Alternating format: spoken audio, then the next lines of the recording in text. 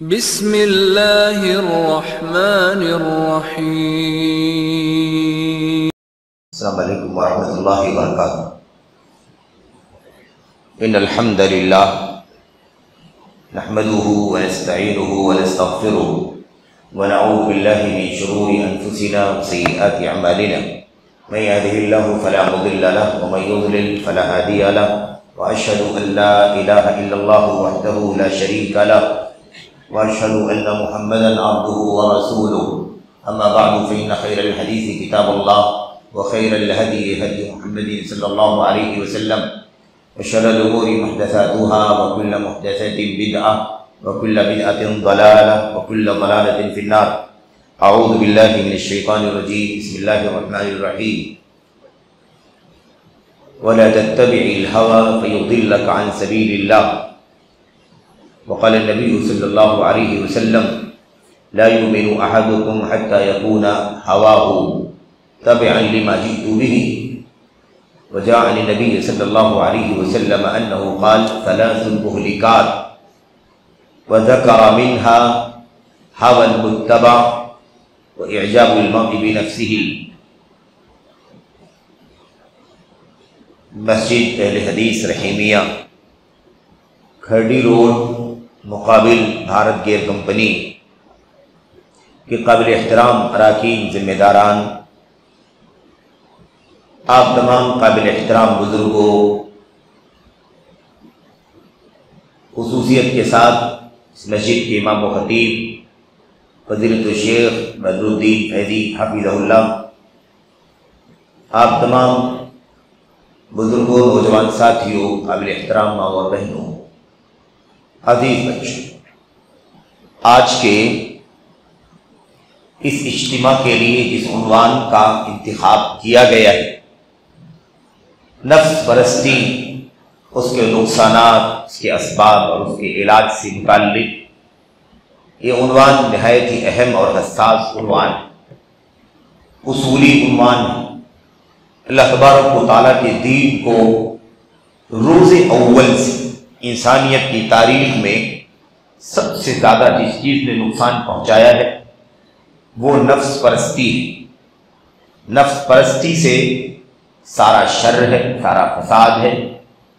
अकीदे का बिगाड़ नफ्स परस्ती की वजह से, इबादत से गफलत नफ्स परस्ती की वजह से, हलाल और हराम की तमीज़ न करना नफ्स परस्ती की वजह से, एक दूसरे के हुकूक को पामाल करना, हुकूक अदा न करना नफ्स परस्ती की वजह से, अल्लाह के नबी अलैहिस्सलाम की सुन्नतों से दूरी और मुख्तलिफ अलग अलग राहों पर चलना, इसका सबब नफ्स परस्ती।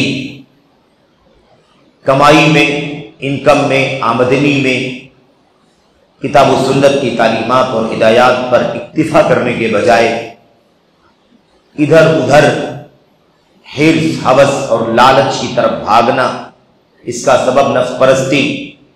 अखलाकी बिगाड़ नफ्स परस्ती, रहन सहन में किसी भी तरह का इन्हिराफ नफ्स परस्ती। गरज ईमान और अकीदे से लेकर इंसानी जिंदगी का हर मसला अगर उसमें फसाद है, बिगाड़ है, इंतशार है, उसके अंदर बेरारवी है, खलल है, तो उसका एक आम जवाब, उसका एक आम सबब क्या है? इंसान नफ्स का गुलाम हो गया है। इंसान नफ्स का गुलाम हो गया, नफ्स परस्त हो गया है। हम सुनते हैं हक परस्त, बातिल परस्त, है ना, तौहीद परस्त, सुन्नत परस्त। ऐसे ही आपको समझने में आसानी होगी। तौहीद पर चलने वाला, सुन्नत पर चलने वाला, हक पर चलने वाला, बातिल पर चलने वाला, ऐसे ही क्या है ये? नफ्स परस्ती, यानी नफ्स पर चलने वाला।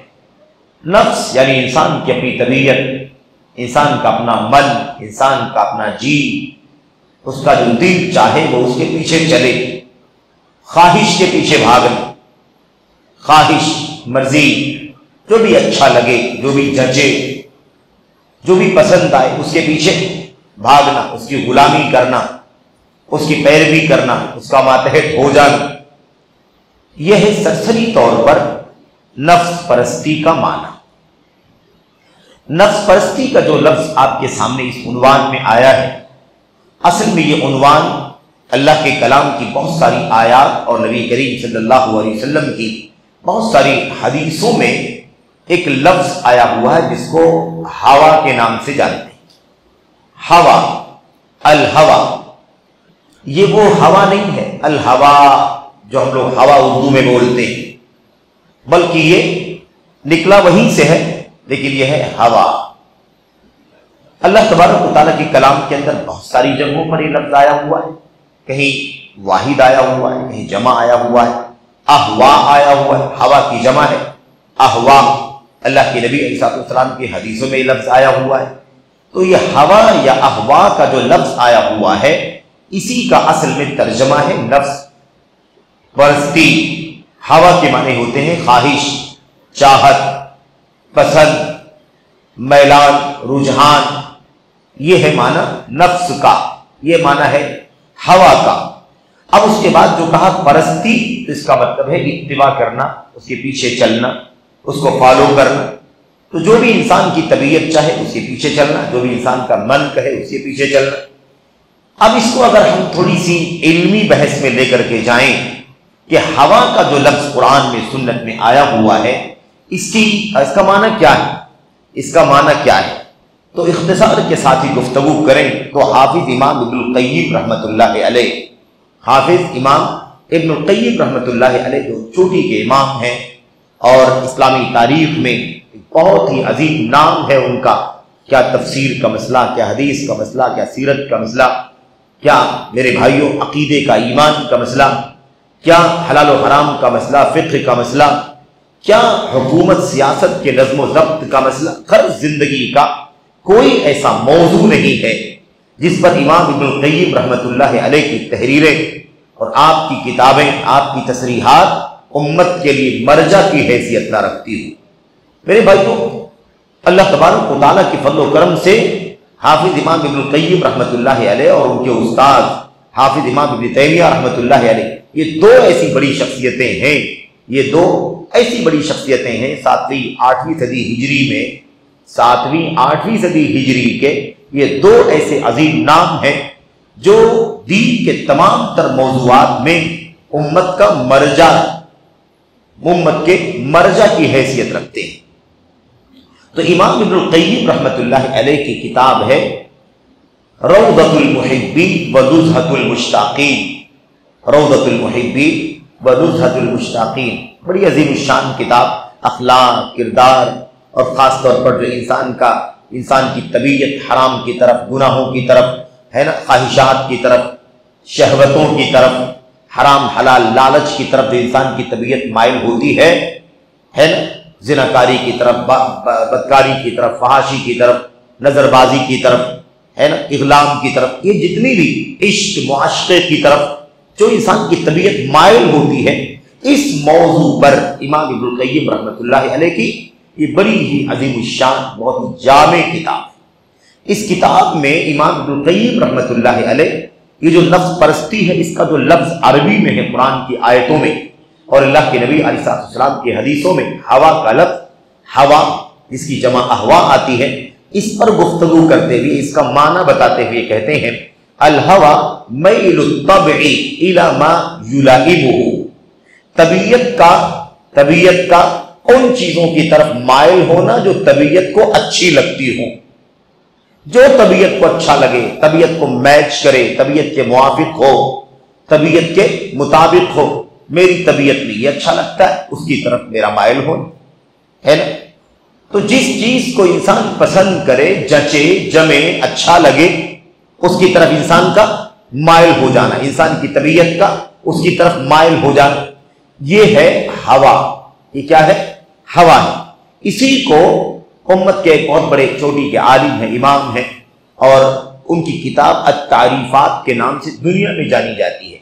यानी वो किताब इसी मसले पर लिखी गई है कि मुख्तलिफ अल्फाज के मानी क्या है, उसका इंट्रोडक्शन क्या है, उसका डिफिनीशन क्या है, तारीफ जिसको कहते हैं, पहचानवाना, पहचान के लिए, तारीफ के लिए वो किताब मानी जाती है, जिसका नाम है अत-तारीफात, इमाम जुरजानी रहमतुल्लाह अलैह, इमाम जुरजानी रहमतुल्लाह अलैह, उनकी किताब। उस किताब में इसका माना बयान करते हुए कहते हैं, हवा का माना मैलानुन नफ्स इला मा तस्तलिज़ुहु मिन अश-शहवात मिन गैरि दाइयति शरअ। ऐसा मुझे लगता है कि शायद इस तरह की बातें, अल्फाज को पढ़ना और उलमा ने, अइम्मा ने जो बातें समझाई हैं उसको पढ़ करके उसके मानी को समझाना, कभी कभी इंसान इससे उकताता भी है। लेकिन मैं आपको ये बात अच्छी तरह से और जिम्मेदारी के साथ बताना चाहता हूँ कि मेरे भाइयों, मेरे बड़ों, बुजुर्गों और हमारे उलमा फुज़ला और हमारे नौजवान साथियों, मजलिस में जो हमारी माएँ बहनें बैठी हैं, वो बच्चे, सब के सब इस बात को अच्छी तरह समझें कि इल्म असल में इसी का नाम है। इल्म नाम है दलीलों का, इल्म नाम है मुस्तनद हवालों का। अपनी मर्जी से, अपनी चाहत से, है ना, कोई बात कहना, अपनी गोयाई की ताकत से कोई चीज मनवा लेना, किसी तरह से लोगों की मिजाज को मुंतकिल कर लेना, इसका नाम इल्म नहीं है। आदमी कव्वाली सुनकर भी मुतासिर हो जाता है, कभी इंसान कभी कोई एक्टिंग सुन करके, देख करके भी मुतासिर हो जाता है।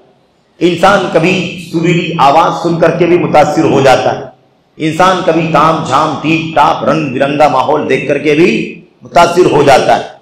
लेकिन हकीकत यह है कि दीन में, दीन की नजर में ये चीजें इल्म नहीं कहलाती। दीन की नजर में इल्म क्या है? अल्लाह का कलाम, अल्लाह के नबी अलैहिस्सलाम का फरमान, हजरात सहाबे किराम की अपनी के अक़वाल, फरमूदात, उनकी बातें, उनके फतवे, उनके फैसले, उन्होंने कब कौन सा काम किया, कब कौन सी बात बोली, उनका अमल, रद्द अमल क्या रहा, उनका स्टैंड क्या रहा, मौक़िफ़ क्या रहा। फिर उन्हीं के नक्शे कदम पर चलने वाले ताबईन और फिर उन्हीं के नक्शे कदम पर चलने वाले तबी ताबीन और अइम्मा, मुहद्दिसीन वगैरह। ये असल में जो कुछ इनकी जिंदगियों में है किताब और सुन्नत की रोशनी में, ये असल में दीन कहलाता है। ये असल में दीन है। इसीलिए हमें किसी भी चीज को बहुत जिम्मेदारी के साथ समझने की जरूरत होती है। अगर हम नहीं समझेंगे तो किसी भी चीज को कहीं भी इस्तेमाल कर लेंगे, किसी भी लफ्ज को अपने वफाद के लिए इस्तेमाल कर लें, यानी अल्फाज को इस्तेमाल करने में, कोई स्टैंड लेने में, कोई फैसला करने में भी हम किस पर चल पड़ेंगे? नफ्स परस्ती पर चल पड़ेंगे। अब आपके सामने ये जो तारीफ की जा रही है कि हवा किसे कहते हैं, नफ्स परस्ती किसको कहते हैं, इमाम जुरजानी रहमतुल्लाह अलैह की बात, इमाम इब्न क़य्यिम रहमतुल्लाह अलैह की बात जो आपके सामने पेश की जा रही है, ये इसी बात को अच्छी तरह से मुदल्लल करने के लिए कि हवा परस्ती, नफ्स परस्ती का माना यही है, इसके अलावा कुछ नहीं। एक आदमी तौहीद पर चलता है, ये नफ्स परस्ती नहीं है, ये अल्लाह के कलाम में। एक अल्लाह की इबादत होनी चाहिए, ये बोलता है, एक अल्लाह की इबादत करता है, एक अल्लाह की तौहीद की, एक अल्लाह की बंदगी की दावत देता है। ये नफ्स परस्ती नहीं है, बल्कि ये क्या है? ये कुरान का हुक्म है, नबी का हुक्म है, सुन्नत और शरीयत का ये निज़ाम है। एक आदमी कहता है अल्लाह का बंदा, साहिब इल्म व फज़ल, कि अल्लाह के नबी अलैहिस्सलाम की सुन्नत को, आपकी सीरत को जिंदगी में नाफिज करो। जो दुनिया के अंदर बहुत सारी नई नई चीजें दीन के नाम पर निकल गई हैं, उससे अपने आप को बचाओ। ये कहना, ये समझाना, ये बताना, ये नफ्स परस्ती नहीं है, ये कुरान की तालीम है, सुन्नत की तालीम है। कुरान और सुन्नत के दलाइल इसी बात की तायीद करते हैं। अल्लाह के नबी अलैहिस्सलाम के सहाबे किराम ने कुरान को, सुन्नत को कैसे समझा, ऐसे समझो। अगर हमारे उलमा ये बात कहते हैं, ये नफ्स परस्ती नहीं है, बल्कि ये क्या है? अल्लाह की किताब की तालीम है, अल्लाह के नबी अलैहिस्सलाम की सुन्नत की तालीम है। लेकिन आप देखेंगे कि जब लोग किताब और सुन्नत के दलाइल को नहीं समझते तो एक हक बात बोलने वाले को भी क्या कहते हैं? ये आदमी अपने नफ्स का गुलाम है। एक आदमी तौहीद के मामले में खरा देखना चाहता है और शिर्क की मजम्मत करता है, लोग उससे नाराज होते हैं। एक आदमी तौहीद सुन्नत की दावत देता है, बिदात से, खुराफात से उम्मत को बचाने की बात करता है, लोग उससे नाराज होते हैं और कहते हैं ये आदमी मनमानी कर रहा है, सख्ती नहीं होनी चाहिए, नरमी होनी चाहिए, रवादारी होनी चाहिए, टॉलरेंस होना चाहिए, सबको लेके चलना चाहिए, इस मामले में तशद्दुद करना अच्छा नहीं। इस तरह की बातें करता है और जो तौहीद और सुन्नत की दावत देता है, शिर्क की बिदात की तरदीद करता है, गलत अफकार नजरियात से रोकता है, बातिल रास्तों से मना करता है, उसको लोग क्या समझते हैं? कहते हैं कि ये आदमी नफ्स परस्ती कर रहा है, अपनी मर्जी के मुताबिक काम कर रहा है, नरमी होनी चाहिए। याद रखें, ये सब कब होता है? जब हम बातों को दलीलों के साथ नहीं जानते, जब हम बातों को दलीलों के साथ, हवालों के साथ कि हमारी उम्मत के उलमा ने, असलाफ ने कैसे समझा है किसी चीज को, तब ये मसाइल खड़े होते हैं। बहरहाल आइए, क्योंकि बातें बहुत सारे पहलू हैं आपके उन्वान के अंदर। नफ्स परस्ती क्या है, इसके नुकसानात क्या हैं, नफ्स परस्ती इंसान क्यों करता है और नफ्स परस्ती का इलाज कैसे हो सकता है, ये सारी बातें आनी है।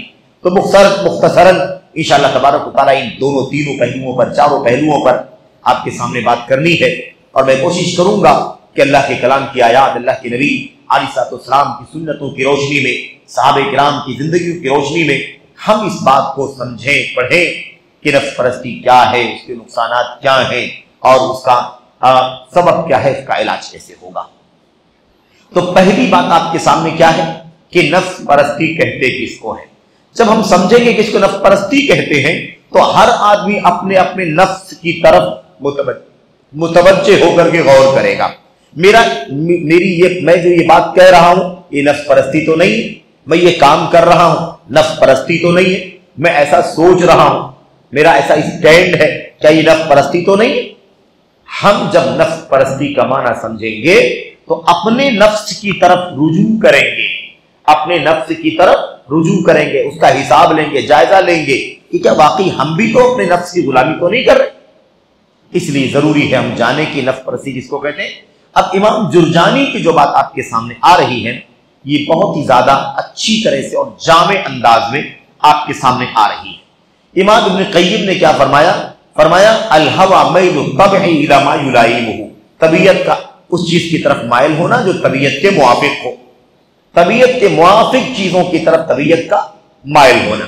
इमाम जुरजानी क्या कहते हैं, कहते हैं नफ्स का उन चाहतों की तरफ माइल होना, उन ख्वाहिशात की तरफ माइल होना जो नफ्स को लज्जत पहुंचाता है, जिससे नफ्स को मजा मिलता है, जिससे नफ्स यानी हमारी अपनी चाहत, हमारी अपनी सोच, हमारा अपना मन, हमारा अपना जी, दिल कह सकते हैं समझने के लिए। क्या कहा, मैलानुन नफ्सी इला मा तस्तलिज़ुहु मिन अश-शहवात मिन गैरि दाइयति शरअ। तो क्या कहा, नफ्स का उन चीजों की तरफ माइल होना, उन ख्वाहिशात की तरफ, शहवतों की तरफ माइल होना जो नफ्स को अच्छी लगती है, नफ्स को लज्जत मिलती है, नफ्स को मजा आता है, इसको क्या कहते हैं, हवा। अब आगे एक जुमला इमाम जुरजानी ने लिखा है, वो क्या है, मिन गैरि दाइयति शरअ, शरीयत की तरफ से ऐसी कोई मांग नहीं होती है, शरीयत की तरफ से कोई मांग नहीं होती है। ये डेफिनेशन हमें बहुत कुछ समझा रही, ये तारीफ क्या है, हमें समझा रही है कि असल में नफ्स परस्ती किसको कहते हैं, इंसान का जो मन चाहे, इंसान को जो अच्छा लगे, जो ख्वाहिश, जो शहवत, जो भी चीजें पसंद आए उसकी तरफ इंसान के नफ्स का माइल होना, ये नफ्स परस्ती कहलाता है। जब उसके अंदर शरीयत का कोई दाइया ना हो। शरीयत के दाइया का मतलब क्या होता है, शरीयत डिमांड ना करे, शरीयत ना बोले, शरीयत मांग ना करे, यानी शरीयत में वैसी कोई चीज नहीं है कि इसकी तरफ माइल होना चाहिए। शरीयत ने नहीं कहा इसकी तरफ माइल हो जाओ, शरीयत ने नहीं कहा इसकी तरफ माइल हो जाओ, शरीयत का कोई मामला नहीं है। सिर्फ इंसान क्या कर रहा है, अपनी मर्जी से, अपनी चाहत से और अपनी जी से उस चीज की तरफ माइल हो रहा है। इसका मतलब क्या निकला, अगर शरीयत किसी चीज की तरफ माइल होने के लिए कहती हो तो गलत नहीं। अगर शरीयत कहे माइल हो जाओ, शरीयत कहे इसमें दिलचस्पी लो, शरीयत कहे इसको पसंद करो, तो उसमें कोई गुनाह की बात नहीं है। लेकिन शरीयत अगर न कहे, यानी कुरान की कोई दलील ना हो, सुन्नत की कोई दलील ना हो, सहाबे किराम का कोई मामला ना हो, दीन में शरीयत में किसी चीज को चाहने, उसकी रग़बत करने, उसे पसंद करने, है ना, उससे लगाव रखने की कोई तालीम ना हो, इंसान बस महज अपनी चाहत के मुताबिक उसकी तरफ लपक रहा हो, अपनी ख्वाहिश के मुताबिक क्या कर रहा, उसकी तरफ लपक रहा, क्योंकि उसे वो अच्छा लग रहा। इंसान ज़िनाकारी की तरफ माइल होता है, इंसान हराम कारोबार की तरफ माइल होता है, इंसान दीगर शहवतों की तरफ माइल होता है, इंसान रियाकारी करके, दिखावा करके अपने आप को पॉपुलर करने की तरफ माइल। मिसाल के तौर पर अब ये सारी चीजें इंसान की अपनी चाहत है, शरीयत इसकी दावत नहीं देती है, बल्कि शरीयत इससे क्या करती है, शरीयत इससे मना करती है। तो पता ये चला कि शरीयत मना करे, शरीयत में वैसी कोई चीज ना हो और इंसान उसकी तरफ लपके, उसकी चाहत करे और उसके पीछे भागे, तो ये है नफ्स परस्ती। और ये नफ्स परस्ती शरीयत में हराम है, मजमूम है, उसकी जगह जगह बुराई की गई, उसका नुकसान बयान किया गया और उसके असबाब और इलाज पर भी अल्लाह के कलाम की आयतें हदीसें दलालत करती हैं। लेकिन अगर किसी चीज की तरफ रग़बत करना, चाहत करना, शरीयत की तरफ से तालीम दी गई हो, शरीयत की तरफ से डिमांड हो, शरीयत मांग करे, शरीयत बुलाए, तो वैसी चीज की तरफ चाहत करना कोई गुनाह का काम नहीं। मिसाल की तरफ इंसान निकाह करना चाहता है, निकाह के जरिए अपनी चाहत पूरी करना चाहता है, तो शरीयत की तरफ से मांग है कि नहीं मांग? शरीयत कहती है निकाह करो, निकाह के जरिए से हलाल चाहत पूरी करो। माल की लालच, दिल चाहता है चोरी करके पैसा जमा कर ले, दिल चाहता है डकैती करके पैसा जमा कर ले, दिल चाहता है 2 नंबर का 4 नंबर का कारोबार करके पैसा जमा कर, मिसाल के तौर पर ये नफ्स परस्ती है। लेकिन शरीयत क्या कहती है? हलाल तिजारत करो, पैसे कमाओ, कोई ऐप की बात नहीं। शरीयत कहती है आप मेहनत करो, मशक्कत करो, कम ज्यादा जो भी आपको मिलता है अल्लाह तबारक व तआला की तरफ से उस पर कनाअत करो, सब्र करो, अल्लाह के फैसले पर राजी रहो। वो जो माल तुम कमाओगे वो हलाल चाहत है, वो हराम चाहत। तो बात समझ में आ गई कि असल में नफ्स परस्ती कब होगी? जब सिर्फ नफ्स मांगता हो, नफ्स मांगता हो, नफ्स उसकी तरफ माइल होता हो। अगर शरीयत की तालीम के मुताबिक नफ्स का मैलान किसी चीज की तरफ होता है तो उसमें कोई ऐब की बात नहीं है। फिर वो नफ्स परस्ती नहीं है, वो सुन्नत परस्ती है, वो दीन परस्ती है, वो कुरान और सुन्नत की तालीमात की रहनुमाई में चलना है। इत्तिबाए किताब और सुन्नत है, इत्तिबाए हवा नहीं है, इत्तिबाए हवा नहीं है, बल्कि इत्तिबाए किताब और सुन्नत है। ये सरसरी तौर पर हमने आपके सामने हवा का माना, हवा परस्ती, नफ्स परस्ती है ना, ख्वाहिशात की गुलामी, ख्वाहिशात की पैरवी करना, उसके पीछे पीछे चलना, इसका माना क्या होता है, इस बारे में सरसरी तौर पर आपके सामने वजाहत की है। और हम कोशिश करेंगे कि बकिया जो बातें हैं वो आपके सामने भी तरतीब सरसरी तौर पर आ जाएं और इंशाअल्लाह तबारक व तआला ये चीजें हमारे लिए बेइंतहा मुफीद हैं। मेरे भाइयों, सबसे पहली बात तो हमारे सामने ये आ गई है कि नफ्स परस्ती का माना क्या होता है। यहां पर अब अगली बात जो मैं आपके सामने करना चाहता हूं वो ये है कि कुरान और सुन्नत की दलीलें अगर आप पढ़ें तो हैरान हो जाएंगे। जगह जगह अल्लाह तबारक व तआला नफ्स के पीछे चलने से मना कर रहा है ना, नफ्स की गुलामी करने से मना कर रहा है, अपनी मन चाही मर्जी के पीछे चलने से इस्लाम मना कर रहा है, उसकी मजम्मत कर रहा है, बुराई कर रहा है। नबी को अल्लाह मना करता है, अपनी मर्जी के पीछे मत चलो, काफिरों की मर्जी के पीछे मत चलो, गुमराहों की चाहत के पीछे मत चलो, दुनिया की लालच के पीछे मत चलो। ये सारी तालीम अल्लाह तबारक व तआला की किताब के अंदर और नबी करीम सल्लल्लाहु अलैहि वसल्लम की सुन्नत के अंदर मौजूद है। आइए चंद आयात का जायजा लेते हैं। अल्लाह तबारक व तआला अपने नबी को फरमाता है, फन अपने नबी अलैहिस्सलाम को और आपके मानने वालों को, मुसलमानों को, ईमान वालों को कहता है, हमको आपको कहता है, हमसे कहता है, आपसे कहता है। अल्लाह क्या फरमाता है? फला तत्तबिउल हवा अन तअदिलू, फला तत्तबिउल हवा अन तअदिलू। ऐ लोगो अपनी ख्वाहिशात के पीछे मत चलो कि अदलो इंसाफ करना छोड़ दो, अदलो इंसाफ करना छोड़ दो, ऐसा मत करो। यानी अपनी ख्वाहिशात के पीछे चल के, अपनी ख्वाहिशात के पीछे चल के, अपनी मन की मर्जी की गुलामी करके अदलो इंसाफ करना मत छोड़ो। अब ये मसला है कि नहीं मसला है? आज अदलो इंसाफ लोग छोड़ देते, इंसाफ नहीं करते, अपना फायदा, अपना मफाद, अपनी मसलहत, दूसरे का नुकसान हो जाए, दूसरे का है ना चला जाए, जाये हो जाए, खसारा हो जाए, हम फिक्र नहीं करते, परवाह नहीं करते। ये क्यों होता है? अगर आदमी इंसाफ नहीं करता है किसी भी मामले में तो समझ लो कि वो नफ्स के पीछे चलता है, नफ्स परस्ती कर रहा है वो आदमी जो अदल इंसाफ नहीं कर रहा है। तो अब ये जायजा लेने की चीज है कि क्या हम अपने मामलात में इंसाफ करते हैं, अपने कारोबार के मसाइल में, अपने हुकूक के मसाइल में, अपने समाज और मुआशरे की पंचायतों में क्या हम अल्लाह तबारक व तआला के दीन के मुताबिक चलते हैं या अपनी ख्वाहिशात की गुलामी करते हैं। आज कितनी जगहों पर इंसाफ का जनाजा निकल रहा है, इंसाफ का जनाजा निकल रहा है। और सबसे बड़ा इंसाफ तो अल्लाह की तौहीद है। सबसे बड़ा इंसाफ क्या है? सबसे बड़ा इंसाफ अल्लाह की वहदानियत है। इसलिए कि सबसे बड़ा जुल्म अल्लाह तबारक व तआला की तौहीद में शिर्क करना है। शिर्क सबसे बड़ा जुल्म है, तो तौहीद सबसे बड़ा इंसाफ। जुल्म करो कि इंसाफ करो, जुल्म करते हो तो सबसे बड़ी नफ्स परस्ती है, और अगर इंसाफ करते हो तो सबसे बड़ा अल्लाह के कलाम और नबी की सुन्नतों पर चलने का ये नमूना है। तो नफ्स परस्ती में जुल्म है, नफ्स परस्ती में जुल्म शिर्क है, नफ्स परस्ती में बिदात है। लेकिन अल्लाह के कलाम नबी की सुन्नतों में तौहीद की तालीम है, सुन्नत की तालीम है। तौहीद और सुन्नत पर इंसान चले, है ना, अल्लाह तबारक व तआला की तौहीद में खलल ना आए, अल्लाह तबारक व तआला के अलावा किसी को इबादत का हक न दे, अल्लाह के नबी अलैहिस्सलाम के सिवा किसी को इत्तिबा और पैरवी के काबिल न समझे। ये क्या है? ये किताब और सुन्नत की इत्तिबा है। और अगर हमने अल्लाह के अलावा किसी को भी इबादत का हक दे दिया, किसी के लिए सर झुक गया, किसी के सामने रुकू हो गया, किसी के लिए सजदा कर लिया, किसी के सामने हाथ फैला दिया, तो यकीन मानो कि ये क्या है? नफ्स परस्ती है। और अगर हमने नबी करीम सल्लल्लाहु अलैहि वसल्लम के सिवा किसी की बात को आंख बंद करके मान लिया, है ना, आंख बंद करके मान लिया, या किसी ने भी कोई बात कह दी, हमने उसको तस्लीम कर लिया, वो दीन है, वो ईमान है, वो अजर का काम है, सवाब का काम है, वो हलाल है, हलाल कहा तो हलाल, हराम कहा तो हराम है। अगर हमने किसी के बारे में ऐसा समझा सिवाय मुहम्मदुर रसूलुल्लाह सल्लल्लाहु अलैहि वसल्लम के, तो ये क्या होगा? ये जुल्म होगा। अल्लाह फरमाता है कि तुम नफ्स परस्ती मत करो, नफ्स की गुलामी मत करो, कि अदल इंसाफ करना छोड़।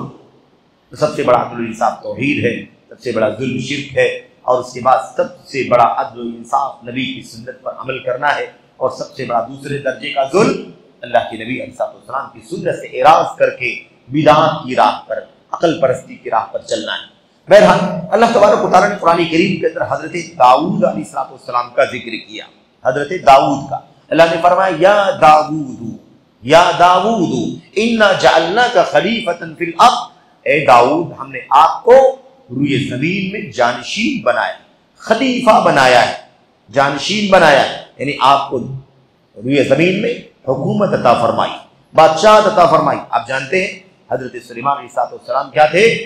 है ना, शाह आलम थे एक जमाने, पूरी दुनिया की बादशाह अल्लाह ताला ने आपको अता फरमाई थी। बहरहाल चंद ही ऐसे बादशाह गुजरे हैं जिनको अल्लाह ने पूरी दुनिया की बादशाह अता फरमाई। उनमें से एक नाम किसका है? हजरत सुलेमान अलैहिस्सलाम का है। ऐसी एक नाम जुल्करनैन का है ना।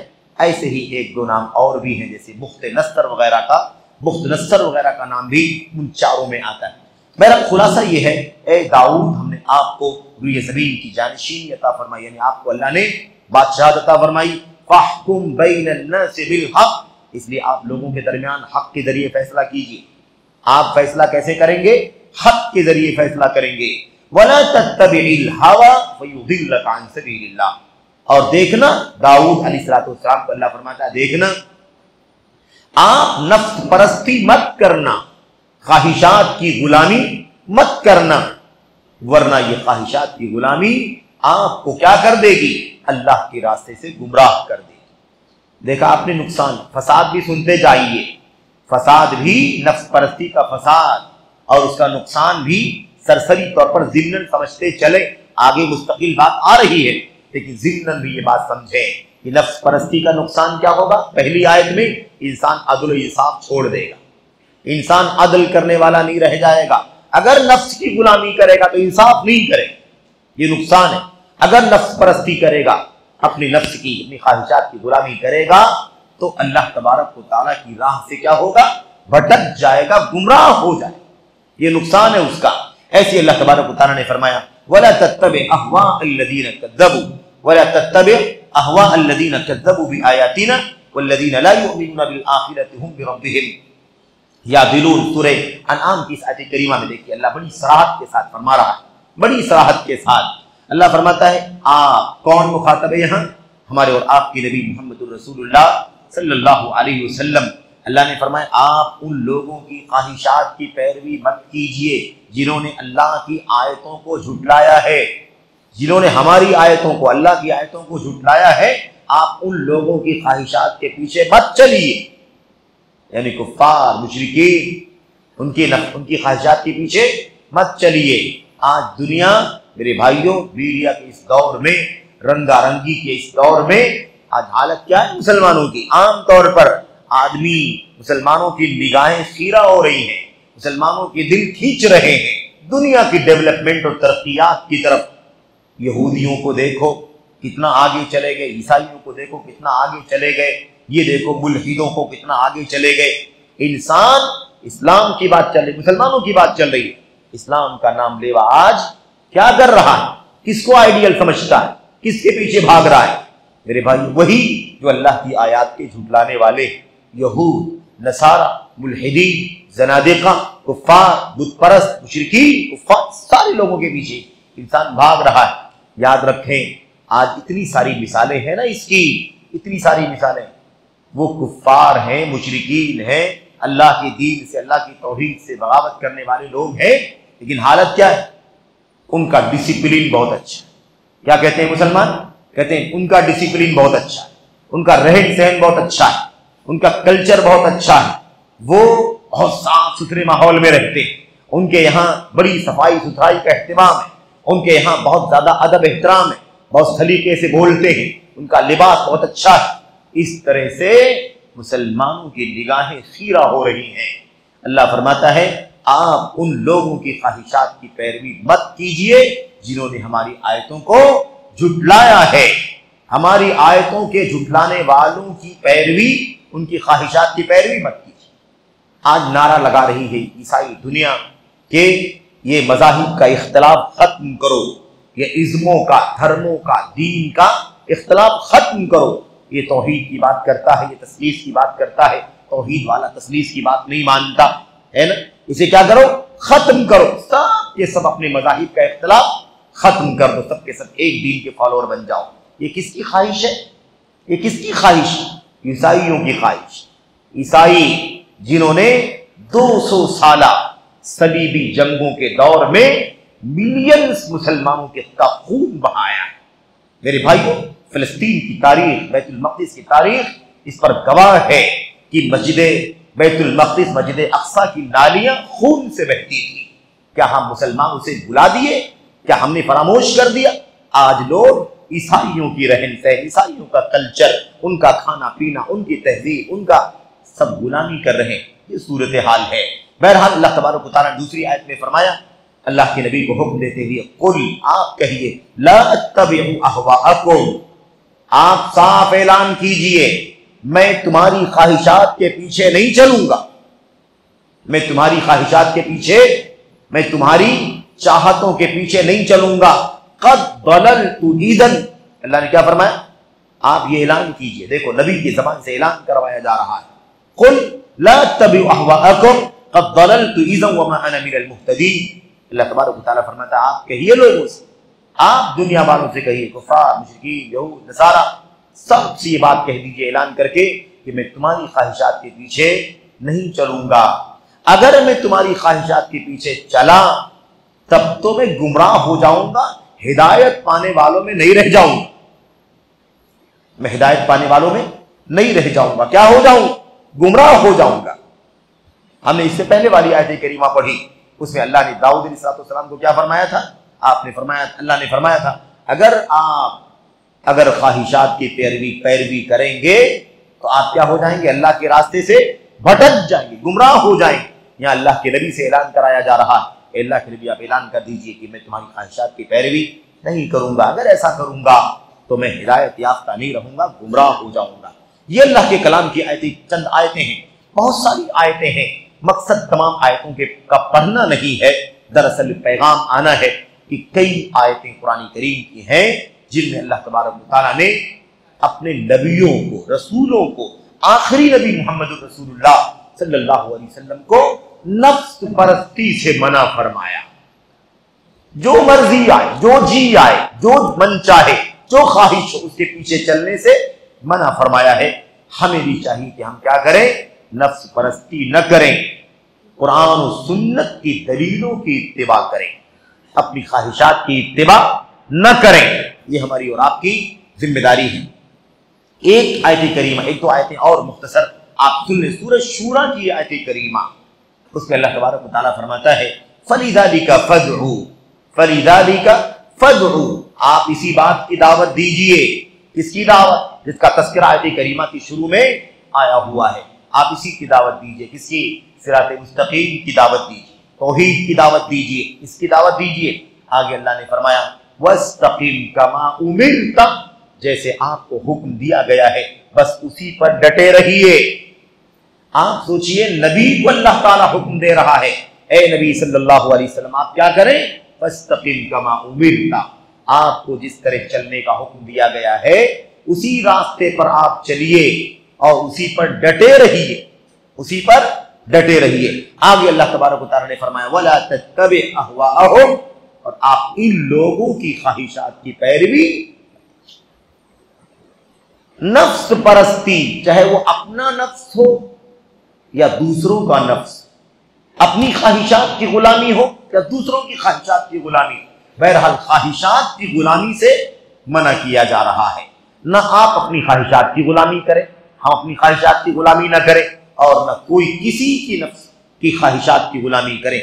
बल्कि होना क्या चाहिए? सब के सब अल्लाह ने फरमाया नबी को वस्तकीम कमा उमिरता, जिसका आपको हुक्म दिया जा रहा है बस आप उसी पर डटे रहे। इस्तिकामत का मतलब क्या है? मजबूती के साथ मुसलसल उसी पर चलते रहे, बिल्कुल उसी पर चलते रहे। ये अल्लाह ताला के कलाम की आयत करीमा है। सूरह कहफ की आयत करीमा बार बार तिलावत करते, जरा उसका भी तज़किरा आ जाए आपके सामने। अल्लाह फरमाता वला तुति मन अगफलना क़ल्बहु अन ज़िक्रिना वत्तबअ हवाहु वकाना अमरुहु फुरुता। अल्लाह फरमाता है, दोनों तीनों आयतों को सामने रखिए। अल्लाह ने इससे पहले आयत करीमा में क्या फरमाया? अल्लाह ने फरमाया कि आप उसी रास्ते पर चलिए जिसका आपको हुक्म दिया जा रहा है, आप ख्वाहिशात की पैरवी मत कीजिए लोगों की। इस आयत में अल्लाह फरमाता है हमने जिसके दिल को अपनी जिक्र से गाफिल कर दिया है, हमने जिसके दिल को अपनी याद से गाफिल कर दिया है, तौहीद से गाफिल कर दिया है, शिर्क के रास्ते पर चल रहे हैं ना, हक और हिदायत के रास्ते से गाफिल कर दिया है, वो बातिल रास्तों पर चल रहे हैं, बाप दादों की रीत रिवायत पर चल रहे हैं, देखा देखी अमल कर रहे। तो जिनके दिल को हमने क्या कर दिया है? अपनी जिक्र से गाफिल कर दिया है, आप उनकी पैरवी मत कीजिए, आप उनकी इताअत मत कीजिए। कुफ्फार, मुशरिकीन, यहूद, नसारा, आप इनकी पैरवी मत कीजिए, इनकी इताअत, इनका कहा मत मानिए, इनका कहा मत मानिए। तो अल्लाह ने क्या फरमाया? जिनके दिल को हमने अपनी जिक्र से गाफिल कर दिया है और वत्तबअ हवाहु, और वो क्या कर रहा है? अल्लाह के जिक्र से गाफिल है उसका दिल, और कर क्या रहा? वो अपनी ख्वाहिशात की गुलामी कर रहा है। तो अपनी ख्वाहिशात की गुलामी करने वाला, अल्लाह के जिक्र से गाफिल होकर अपनी ख्वाहिशात की गुलामी करने वाला जो है, आप उसकी इताअत मत कीजिए, मना कर रहा है। तो कहीं अल्लाह ताला हुक्म क्या दे रहा है? कहीं अल्लाह तबारक व तआला हुक्म दे रहा है कि आप हक के जरिए फैसला कीजिए, और कहीं अल्लाह कह रहा है कि ख्वाहिशात की गुलामी मत कीजिए, ना अपने नफ्स की गुलामी, ना दूसरों की ख्वाहिशात की गुलामी। अल्लाह फरमाता है वकाना अमरुहु फुरुता, और वो जो जिसका दिल अल्लाह की जिक्र से गाफिल हो गया है और जो ख्वाहिशात के पीछे चल रहा है, उसका मामला हिलाकत में पड़ा हुआ है, उसका मामला हिलाकत में है, बर्बादी में है। उसका मामला क्या है? हिलाकत और बर्बादी में है, बहुत दूर निकल चुका है हक और हिदायत से। ये अल्लाह के कलाम की आयत करीमा में नबी अलैहिस्सलाम को लोगों की ख्वाहिशात के पीछे चलने से मना किया जा रहा है। ये चंद आयतें हैं बतौर मिसाल, वरना आयतें बहुत सारी आयतें हैं, सबका इस्तेहसा करना, इस्तिक़सा जमा करना और सबका इहाता करना मकसूद नहीं है। आइए उसके बाद आप गौर करें कि अल्लाह के नबी अलैहिस्सलाम की हदीसों में इस सिलसिले में क्या तालीम है। मैं एक हदीस सिर्फ आपके सामने जिक्र करूंगा और उसके बाद में मुंतकिल हो जाऊंगा अगले मौजू की तरफ, अगले उन्वान की तरफ। एक हदीस सिर्फ, ये हदीस इतनी जामे है, इतनी शामिल है कि नफ्स परस्ती का मतलब समझने के लिए अगर आप सिर्फ इस एक हदीस को समझ ले तो फिर किसी और दूसरी हदीस को अगर आप न भी पढ़ें तो इंशाअल्लाह ये मजमून आपकी समझ में आ जाए। क्या है मसला? हजरत हुज़ैफा इब्नुल यमान रज़ी अल्लाह तआला अन्हु, रिवायत सही मुस्लिम के अंदर है, हुज़ैफा इब्नुल यमान रज़ी अल्लाह तआला अन्हु बयान करते हैं, मैंने रसूलुल्लाह सल्लल्लाहु अलैहि वसल्लम को फरमाते हुए सुना, आप कह रहे थे, आप कह रहे थे। अच्छा, इस हदीस का इब्तिदाई हिस्सा जो है ना, शुरू वाला, वो अक्सर बयान भी होता है, अक्सर बयान होता है, लेकिन पूरी हदीस आमतौर पर सामने कम आती है, नहीं आती है या कम आती है। आइए जरा इस हदीस को हम पढ़ लेते हैं। अल्लाह के नबी अलैहिस्सलाम को मैंने फरमाते हुए सुना, आपने फरमाया, तुअरदुल फितनु अलल कुलूबि कल हसीरि ऊदन ऊदा फअय्यु क़ल्बिन उशरिबहा नुकिता फीहा नुक्ततुन सौदा व अय्यु क़ल्बिन अनकरहा नुकिता फीहा नुक्ततुन बैदा हत्ता तसीरल कुलूबु अला क़ल्बैन। बहरहाल मुख्तसर गुजरते हैं इस हदीस से। क्या फरमाया अल्लाह के नबी ने?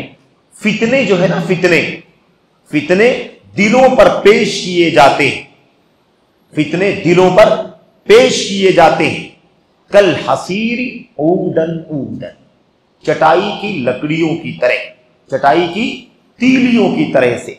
यानी अल्लाह के नबी ये फरमा रहे हैं कि लोगों, तुम्हारे दिलों पर फितनों का हमला होता है, फितनों का हमला होता है। वो हमला कैसे होता है? चटाई की तीलियों की तरह। चटाई बिछी हुई है, इस चटाई के अंदर तीलियां हैं, 1 2 3, न जाने कितनी तीलियां मिलती हैं, इकट्ठा होती हैं तो एक चटाई तैयार होती है।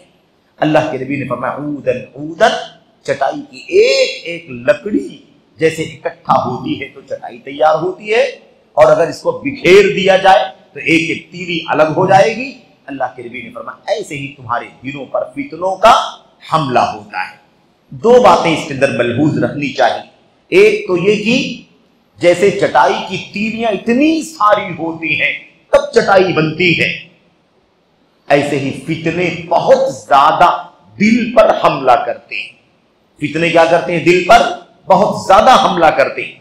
दूसरी बात यह समझनी है कि चटाई की तीलियां 1 बाय 1, एक के पीछे दूसरी तीली, तीसरी तीली, चौथी, और ऐसे एक के बाद दीगरे तीलियां मुसलसल तरतीब के साथ लगाई जाती हैं। तो ये फितने ऐसे तुम्हारे दिलों पर हमला करते हैं, मुसलसल, एक फितने के बाद दूसरा फितना, तीसरा फितना, चौथा फितना तुम्हारे दिलों पर हमला करता है। जैसे चटाई की एक तीली, दूसरी, तीसरी, मुसलसल तीलियां आती हैं, ऐसे ही ये फितने भी तुम्हारे दिलों पर हमला करते हैं। आप समझें, हदीस की शुरुआत कहां से हो रही है? फितनों के बयान से। हदीस की शुरुआत कहां से हो रही है? फितनों के बयान से। रावी कौन है? हजरत हुज़ैफा साहिबु सिर्र रसूलिल्लाह सल्लल्लाहु अलैहि वसल्लम, नबी करीम सल्लल्लाहु अलैहि वसल्लम के राज़दार और फितनों की हदीसें रिवायत करने वाले मशहूर तरीन सहाबी रसूल। तो ये बात ध्यान में रहे कि फितनों की बात है। मुआज़ बिन जबल रिवायत, हुज़ैफा बिन यमान रिवायत कर रहे हैं, फितनों के मसले से शुरुआत हो रही है। आगे आखिरी हिस्सा हदीस का कहां जा रहा है, इन दोनों को, अव्वल और आखिर को जोड़ करके समझने की जरूरत है। अल्लाह के नबी ने फरमाया, अब जब एक एक लकड़ी, एक एक तीली जैसे आती है, ऐसे ही दिलों पर फितनों का हमला होता है। फ़अय्यु क़ल्बिन उशरिबहा नुकितत फ़ीही नुक्ततुन सौदा।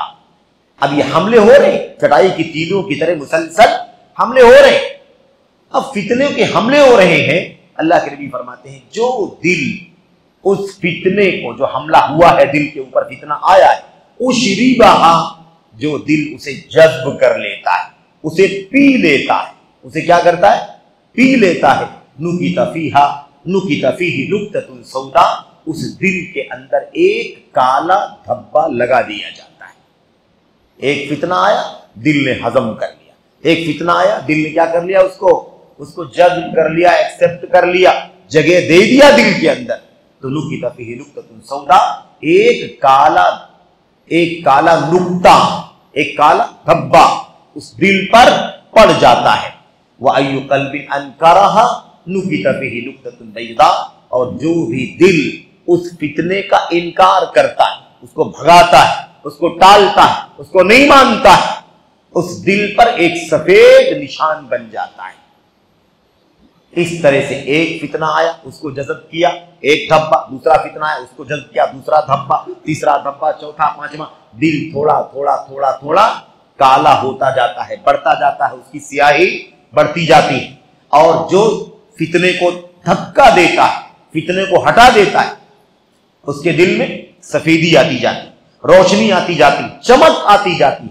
अल्लाह के नबी अलैहिस्सलाम ने फरमाया हत्ता तसीरा अला क़ल्बैन, अब लोगों के दिल दो तरह से हो जाते हैं। लोगों के दिल कैसे हो जाते हैं? दो तरह से। भाई दो तरह से हो गए, जो जज्ब करने वाले हैं काला धब्बा पड़ता है, और जो फितनों को भगाने वाले हैं सफेद निशान पड़ता है।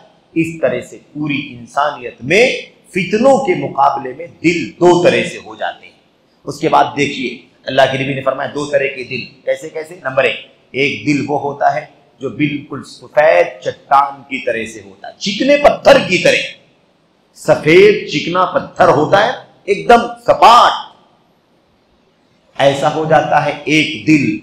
यानी दिलों की एक किस्म कैसे हो जाती है, जिस पर सफेद सफेद निशान आता, सफेद निशान सफेद निशान, सफेदी बढ़ते बढ़ते वो दिल कैसा हो जाता है, वो दिल हो जाता है सफेद चट्टान की तरह, एकदम अम्लस। यानी क्या मतलब, एकदम सपाट चट्टान की तरह सफेद।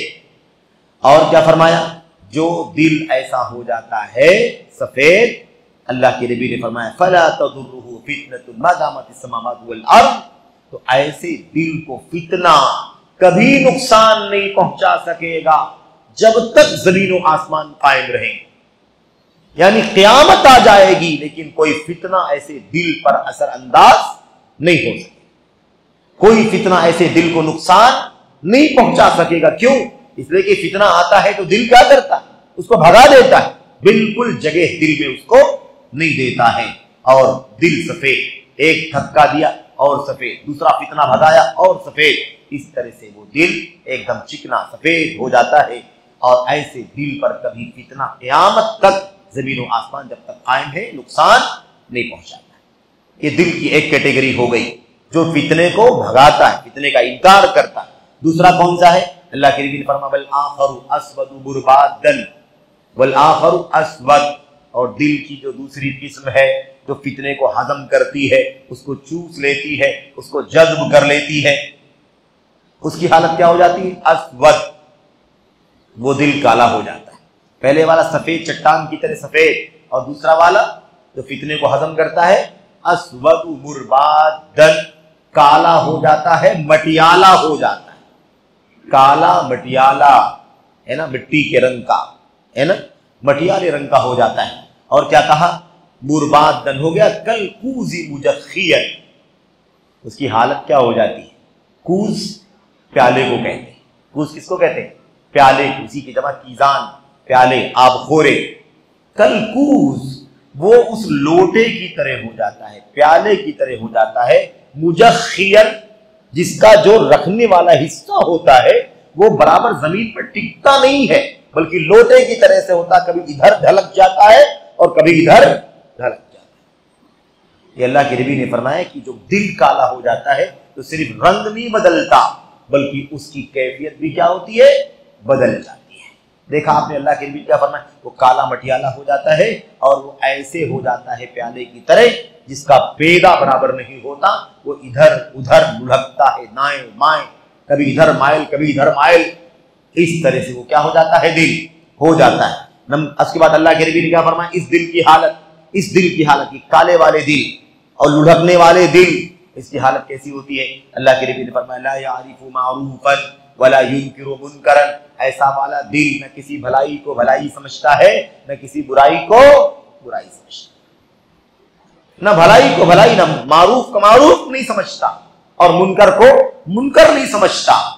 देखा आपने, होना क्या चाहिए, मारूफ को मारूफ समझे, मुनकर को मुनकर समझे, मारूफ पर अमल करे, मुनकर को छोड़ दे।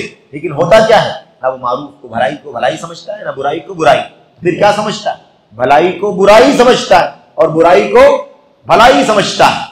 अल्लाह के नबी ने फरमाया सल्लल्लाहु अलैहि वसल्लम ने इल्ला मा उशरिबा मिन हवा, कोई भलाई को भलाई नहीं समझता न किसी बुराई को बुराई समझता है, इल्ला मा उशरिबा मिन हवा, बस वही होता है जो फितना, जो क्या कहा, इल्ला मा उशरिबा मिन हवा, जो ख्वाहिशात, ये हवा आ गया यहां पर, ख्वाहिश नफ्स, नफ्स परस्ती। अल्लाह के नबी ने फरमाया बस ना वो मारूफ जानता है ना मुनकर जानता है, बस वो इतना जानता है जो उसके दिल में ख्वाहिश पैवस्त हो गई है।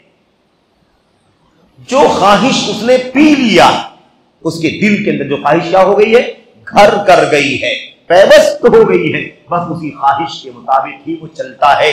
वरना ना उसको ये मालूम है कि अच्छा है करना चाहिए, ना उसको ये मालूम है कि बुरा है नहीं करना चाहिए, कुछ नहीं जानता।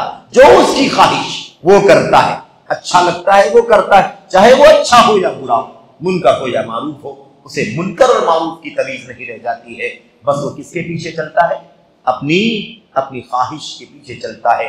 वो ख्वाहिश जो एक बार बार पी लेने, है ना, फितने को हजम कर लेने, फितने को जज्ब कर लेने के नतीजे में इंसान के दिल की कैफियत होती है कि वो क्या होता है, ख्वाहिश परस्त हो जाता है, वो दिल नफ्स परस्त हो जाता है।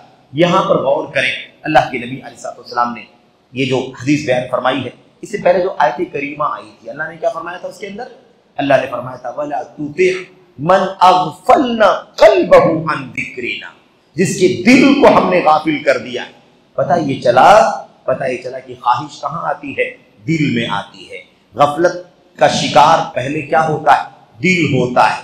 इसलिए अल्लाह के नबी ने क्या फरमाया, जो उस दिल के अंदर ख्वाहिश नफ्स है, जो चाहत है, जो उसने चाहत पी लिया है, जज्ब कर लिया है, बस उसी के मुताबिक चलता है। वरना ना वो भलाई जानता है ना वो बुराई जानता है, ना भलाई को भलाई ना बुराई को बुराई। ये हदीस है मेरे भाइयों। अब आप समझें, हदीस की शुरुआत फितने से हुई और खत्म कहां हुई हदीस? नफ्स परस्ती पर। हदीस का आगाज हुआ फितने से और इख्तिताम हुआ नफ्स परस्ती पर। माना क्या है? माना यह कि फितनों की असल जड़ क्या है? नफ्स के पीछे भागना, नफ्स के पीछे भागना। भाई आदमी जब फितनों को हजम करेगा, कबूल करेगा, जज्ब करेगा, पैवस्त कर लेगा दिल के अंदर, तो हर सूरत में मेरे भाइयों वही जो फितना अंदर गया है उसी के पीछे पीछे चलेगा, उसी के पीछे चलेगा। अगर आयतों को हजम कर ले, अगर दलीलों को जज्ब कर ले, कुरान करीम की दलीलों को और ऐसे सुन्नत के हवालों को अगर इंसान अपने दिल में पैवस्त कर ले, सलफ़े उम्मत सहाबे किराम की जिंदगी को अपने दिल में पैवस्त कर ले, तो वो उसी के रास्ते पर चलेगा, उसी के पीछे पीछे चलेगा। लेकिन दिल के अंदर उसने क्या पैवस्त कर लिया है? ख्वाहिशात को पैवस्त कर लिया है, फितनों को जगह दे दिया। इसलिए हालत क्या हो गई है? वो अपनी ख्वाहिशात के मुताबिक ही चलता है, वरना उसके सिवा वो भलाई जानता है, ना भलाई को भलाई समझता है, ना बुराई को बुराई समझता है। ये इस हदीस का खुलासा है, इस हदीस का सरसरी तौर पर तर्जमा है। एक बात आपके सामने पहले शुरू में आ चुकी है कि आदमी नफ्स परस्ती करेगा, है ना, यानी ख्वाहिश नफ्स के पीछे चलेगा, तो जरूरी नहीं है कि हर ख्वाहिश नफ्स के पीछे चलने पर उसकी पकड़ होगी। पकड़ कब होगी? सजा कब होगी? गुनाह कब मिलेगा उसे? जब वो नफ्स की चाहत सिर्फ नफ्स की चाहत हो, ना उसके पीछे कोई आयत हो, ना उसके पीछे कोई हदीस हो, ना उसके पीछे शरीयत का हुक्म हो, ना अल्लाह के दीन की तालीमात हो, बल्कि सिर्फ क्या है? वो सिर्फ उसकी अपनी ख्वाहिश नफ्स की गुलामी है। तो इंसान की क्या होगी? पकड़ होगी। इंसान का अल्लाह तबारक व तआला मुआखज़ा फरमाएगा। लेकिन अगर इंसान ख्वाहिशात के पीछे चलता है, लेकिन वो ख्वाहिश किसके ताबे है? अल्लाह के कलाम के ताबे है, वो ख्वाहिश नबी की सुन्नत के ताबे है, कोई हर्ज की बात नहीं। तो ख्वाहिश तो दिल में पैदा होती है, चाहत तो दिल में हर इंसान के पैदा होती है, लेकिन वो चाहत है कैसी? क्या वो कुरान और सुन्नत और अल्लाह की हिदायत और तालीमात के मुताबिक है वो चाहत, या वो चाहत आजाद है?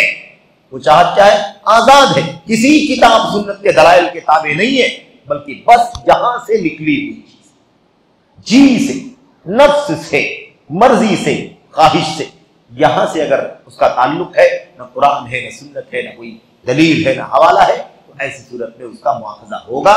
लेकिन कुरान और सुन्नत के मुताबिक अगर हमारी चाहत है, कोई हर्ज की बात नहीं। हमारी चाहत है कि हम पैसे कमाएं, लेकिन हलाल कमाएं, नहीं पकड़ होगी। हमारी चाहत है कि हम शहवत पूरी करें, लेकिन ज़िनाकारी बदकारी के रास्ते से नहीं, बल्कि निकाह के रास्ते से, कुरान और सुन्नत की ताबीर में कोई पकड़ नहीं होगी, मिसाल के तौर पर। ठीक है, ये है इसका खुलासा। अब आगे आइए, नंबर 1, ये जो आपके सामने बात थी, इसका सरसरी तौर पर जिक्र आपके सामने आ चुका था। अगर आप अगर इस बात की दलील अगर समझना चाहें, तो वो आयत करीमा पढ़ें, सूरह नाज़िआत की आयतें, सूरह नाज़िआत की आयतें।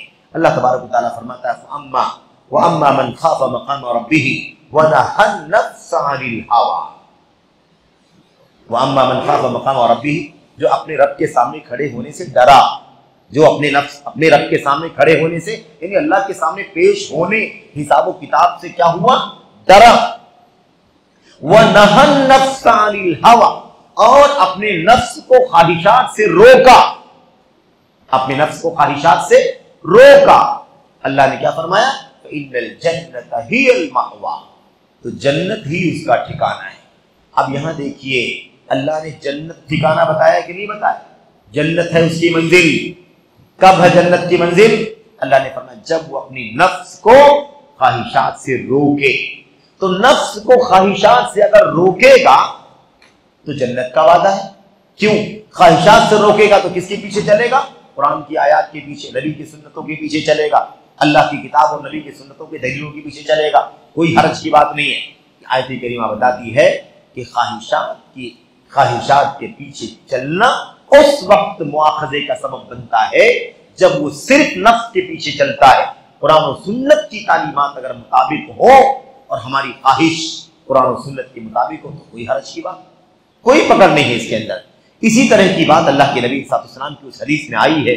इसमें अल्लाह के नबी ने फरमाया था, इंसान की आंखें जिना करती हैं, इंसान के कान जिना करते हैं, इंसान के हाथ जिना करते हैं, इंसान के पैर जिना करते हैं। ये अल्लाह के नबी ने फरमाया। आखिर में अल्लाह के नबी ने क्या फरमाया? अल्लाह के नबी ने फरमाया, आदमी गलत देखता है, गलत सुनता है, गलत चीज को हाथ लगाता है और हराम चीज की तरफ चल करके जाता है, लेकिन याद रहे ये चल करके जाने, देखने, सुनने, बोलने पर पकड़ नहीं होती। अल्लाह तबारक व तआला माफ कर देता है, लेकिन माफ कब नहीं होता या सजा कब मिलती है? अल्लाह के नबी सल्लल्लाहु अलैहि वसल्लम ने फरमाया, आखिर में काम किसका आता है? शर्मगाह का काम आता है। अब अगर शर्मगाह ने आगे बढ़ करके जिनाकारी कर लिया, बदकारी कर लिया, तो जो आंख ने देखा था, कान ने सुना था, पैर चल करके गया था, हाथ ने मिसाल के तौर पर हाथ ने पकड़ा था, छुआ था, अगर उससे आगे बढ़ा तो फिर अल्लाह के नबी ने क्या फरमाया? वयुसद्दिकु ज़ालिकल फर्जु कुल्लहु, क्या फरमाया? वयुकद्दिबुहु, इंसान की शर्मगाह या तो उसकी तस्दीक कर देती है या उसको झुठला देती है। यानी गोया कि अगर इंसान मुजर्रद सोचता है लेकिन उस पर अमल नहीं करता है, अमल तक नहीं पहुंचता है, तो भी अल्लाह तबारक व तआला की तरफ से पकड़ नहीं होती है। क्यों? इसलिए कि दिल में किसी चाहत का आना, किसी ख्वाहिश का आना, ये तो आम सी बात। अगर वो चाहत किताब और सुन्नत के मुताबिक है, नहीं पकड़ होगी। जब वो चाहत आई है लेकिन उस पर अमल आपने नहीं किया है, अपने आप को बचा ले गए हैं, तो भी अल्लाह तबारक व तआला पकड़ नहीं करता है। ये है इन दोनों का आयत करीमा का और हदीस का माना। अब यहां पर मैं सरसरी तौर पर यह जिक्र करना चाहता हूं कि इंसान ख्वाहिश नफ्स की गुलामी करता क्यों, नफ्स परस्ती करता क्यों है, क्यों नफ्स के पीछे क्यों चलता है, क्यों कुरान की सुन्नत के पीछे नहीं चलता, क्यों इस्लामी तालीमात और हिदायत के पीछे नहीं चलता, क्यों आखिर इंसान अपनी ख्वाहिशात की गुलामी करता है, नफ्स के पीछे चलता है। इसके असबाब क्या हैं? इसके असबाब तो बहुत सारे हैं, लेकिन मैं आपके सामने मुश्किल से 3-4 असबाब, 5 असबाब रखूंगा ताकि ये बात आपके सामने मुख्तसरन आ जाए। सबसे जो पहली वजह है मेरे भाइयों, ख्वाहिशात की गुलामी करने की वजह, वो सबब क्या है? वो सबब है ऐसे ही लोगों के साथ में उठना बैठना। कैसे लोगों के साथ? जो नफ्स के गुलाम हैं, हवा परस्त हैं, नफ्स परस्त हैं, ऐसे ही लोगों की मजलिस में बैठना, ऐसे ही लोगों को सुनना, ऐसे ही लोगों से याराना दोस्ताना करना, ऐसे ही लोगों के साथ मेरे भाइयों सफर हजर में वक्त गुजारना, ऐसे ही लोगों का फैन बना लेना, फैन बन जाना, ऐसे लोगों से ही वाबस्ता हो जाना, ये सबसे पहला सबब है जिसकी वजह से इंसान नफ्स का गुलाम हो जाए। नफ्स परस्ती इसीलिए आती है, इंसान नफ्स परस्तों के साथ में रहता है। अब मैं आपको एक बात यहां बता दूं, वो बात आ ही रही है, इस नुक्ते के अंदर वो दलील आ रही है। हमने शुरू में सरसरी तौर पर कहा था, एक आदमी शिर्क करता है, नफ्स परस्ती है, बिदअत करता है, नफ्स परस्ती है। समझ रहे हैं? अब बिदअत की बहुत सारी शक्लें, मिसाल के तौर पर बिदअत की बहुत सारी शक्लें। एक आदमी है ना, सारे सहाबे किराम को गाली देता है, आले बैते रसूल को छोड़ के सारे सहाबा को क्या करता है? बुरा भला कहता है, लानत मलामत करता है। अबू बकर सिद्दीक, उमर बिन खत्ताब, उस्मान, ये क्या है? ये बिदअत, ये क्या है? बिदअत है। और यही नफ्स परस्ती है। ये क्या है? नफ्स परस्ती है। अब जो आदमी ऐसे लोगों के बीच में रहेगा, उठेगा, बैठेगा, सुनेगा, ऐसे लोगों के माहौल में जिंदगी गुजारेगा, तो क्या करेगा? नफ्स परस्ती करेगा, नफ्स परस्त हो जाएगा। एक आदमी, मेरे भाइयों, एक आदमी सूफियत के अकीदे वालों के बीच में रहेगा, सूफियत का अकीदा, जिनका ये अकीदा है कि भाई मुर्दों से हम इल्म नहीं हासिल करते, हदीसों की रिवायत कैसे? हम लोग यही कहते हैं ना कि फला ने फला से रिवायत की, फला ने फला से रिवायत की, और फिर आगे बढ़ते बढ़ते कहाँ जाते हैं? अल्लाह के नबी सल्लल्लाहु अलैहि वसल्लम से फला सहाबी ने रिवायत किया। सूफी हजरात क्या कहते हैं? ये मुर्दों की रिवायत है। किसकी रिवायत है? मुर्दा मुर्दे से रिवायत करता है। इमाम बुखारी कहाँ है? मर गए। उनके उस्ताद कहाँ है? मर गए। उनके उस्ताद मर गए। अबू हुरैरा कहाँ? वफात पा गए। तो सब मुर्दों से तुम हदीसें ले रहे हो, हम मुर्दों से हदीसें नहीं लेते। सूफिया कहते हैं हम डायरेक्ट, हमारा दिल किससे जुड़ा हुआ है? अल्लाह तबारक व तआला से जुड़ा हुआ है। और इसीलिए क्या कहते हैं वो? हद्दसनी कल्बी अन रब्बी, हद्दसनी कल्बी अन रब्बी, मेरे दिल ने मेरे रब से बयान किया, मेरे रब ने मेरे दिल ने मेरे रब से बयान किया। हम क्या कहते हैं? हमें इमाम बुखारी ने बयान किया, उनके उस्ताद ने बयान किया, फला ताबई ने बयान किया, फला सहाबी ने बयान किया, अल्लाह के नबी अलैहिस्सलाम ने बयान किया। लेकिन सूफिया कहते हैं कि नहीं, ये मुर्दों से हम इल्म नहीं लेते। हम किससे इल्म लेते हैं? हम अल्लाह से डायरेक्ट इल्म लेते हैं, जो कभी मरने वाला हय्युल्ला। ये दावा किसका है? सूफियों का। अब बहुत सारे लोग सूफियों के साथ में उठते बैठते। उठने बैठने का मतलब ये नहीं है कि साथ में फिजिकली उठे बैठे, फिजिकली उठे बैठे या फिजिकली ना उठे बैठे जिस्मानी तौर पर, लेकिन आज मीडिया के जरिए से साथ साथ में इंसान रहता है, सुनता है, पढ़ता है, इल्म हासिल करता है, उसके दुरूस में, उसके तकरीरों में, उसके खिताबात में, उसकी सीरीज में इंसान वाबस्ता हो जाता है। नतीजा ये निकलता है कि धीरे धीरे उसका जहन क्या होता है? उसका जहन भी वैसे ही हो जाता है, वो भी नफ्स परस्त हो जाता है, यानी बिदअत की राह पर चलता है। समझ? ऐसे ही मिसाल आप ले लीजिए, आज हमारे बीच में दंगा फसाद को जिहाद कहने वाले लोग भी, दंगे फसाद को, आतंक को, टेररिज्म को क्या कहते हैं? जिहाद का नाम देते हैं। याद रखें, जिहाद मुकद्दस लफ्ज है, मुबारक लफ्ज है, अल्लाह की कलाम के अंदर अल्लाह की इबादत का लफ्ज है। लेकिन इसी दंगे फसाद, आतंक, मार धाड़, मासूमों की जान लेना, माल छीन लेना, आबरू पर इज्जत पर हमला करना, बॉम्बिंग करना, सुसाइड करना वगैरह जो तरीका चल पड़ा है ना, चाहे वो ISIS वालों का मसला हो या उससे पहले लश्कर वालों का मसला हो, है कि नहीं, या ऐसे मिसाल के तौर पर और जो सुबह शाम है ना निकलते रहते। आज मीडिया ने सारे फासले खत्म कर दिए। हमास वाली जो टीम है, हिजबुल मुजाहिदीन वाली टीम है, मिसाल के तौर पर आज नहजा वाली टीम है, जबहा वाली टीम है, ये सारे के सारे लोग कौन है? ये सब के सब दंगे और फसाद की राह पर मुसलमानों को ले जाते हैं। लेकिन अब ऐसे लोगों को सुनना, पढ़ना, ऐसे लोगों से इल्म हासिल करना, तो आदमी जिसको सुनेगा, जिसको पढ़ेगा, जिससे इल्म हासिल करेगा, उसी तरफ उसका दिल चला जाएगा, वो भी क्या हो जाएगा? नफ्स परस्त हो जाएगा। तो यहाँ हमें पहली बात क्या मालूम पड़ी कि सबब क्या है? आदमी नफ्स परस्त क्यों हो जाता है? क्यों हो जाता है नफ्स परस्त? इसीलिए कि वो कहाँ उठता बैठता है? नफ्स परस्तों की सोहबत में रहता है। इसीलिए हमारे अस्लाफ ने अल्लाह के कलाम में, अल्लाह के नबी के फरमान में, अल्लाह के नबी के सहाबा के यहाँ, ताबीन के यहाँ बेशुमार अक़वाल फरमूदात मौजूद हैं। क्या? बिदातियों के साथ न बैठो, नफ्स परस्तों के साथ उठना बैठना मत करो। अगर तुम नफ्स परस्तों के साथ उठना बैठना करोगे, उनकी मजलिस में रहोगे, उनकी बातें सुनोगे, तो तुम भी क्या हो जाओ? उन्हीं की तरह हो जाओगे, उन्हीं जैसे हो जाओगे। इस हवाले से ऐसे तो बहुत सारी बातें हैं, हम और आप वहां है ना मोमिनपुरा के दर्स में तवील सिलसिला सुन रहे हैं, है ना, सलफ़ सालिहीन के अक़वाल, उसमें सारी तफसीलात आ रही हैं और आएंगी आगे मजीद। यहाँ पर बतौर मिसाल एक दो बातें आपके सामने पेश करना है। हजरत अबू किलाबा ताबई है रहमतुल्लाह अलैह, बयान करते हैं, कहते हैं ला तुजालिसू अस्हाबल अहवा, ला तुजालिसू अस्हाबल अहवा, नफ्स परस्तों के साथ में उठना बैठना मत करो, नफ्स परस्तों की सोहबत में मत रहो, नफ्स परस्तों की हमनशीनी मत करो, उनके साथ बैठ करके बहसो मुबाहसा तकरार बातचीत मत करो। फ़इन्नी ला अमनु अन यग़मिसूकुम फ़ी ज़लाला, इसलिए कि मुझे डर है कि वो तुम्हें गुमराही में डुबा देंगे। मुझे डर है कि वो क्या करेंगे, तुम्हें गुमराही में डुबा देंगे। मुझे डर है, खौफ है कि वो तुम्हें गुमराह कर देंगे, या जिस गुमराही के अंदर, जिस कंफ्यूजन के अंदर वो जिंदगी गुजार रहे हैं, उसी तरह तुमको भी कंफ्यूजन में डाल देंगे। हमारे इस्लाम क्या बता रहे हैं, नफ्स परस्तों के साथ रहोगे तो नफ्स परस्त हो जाओगे, नफ्स परस्तों के साथ रहोगे तो नफ्स परस्ती आएगी।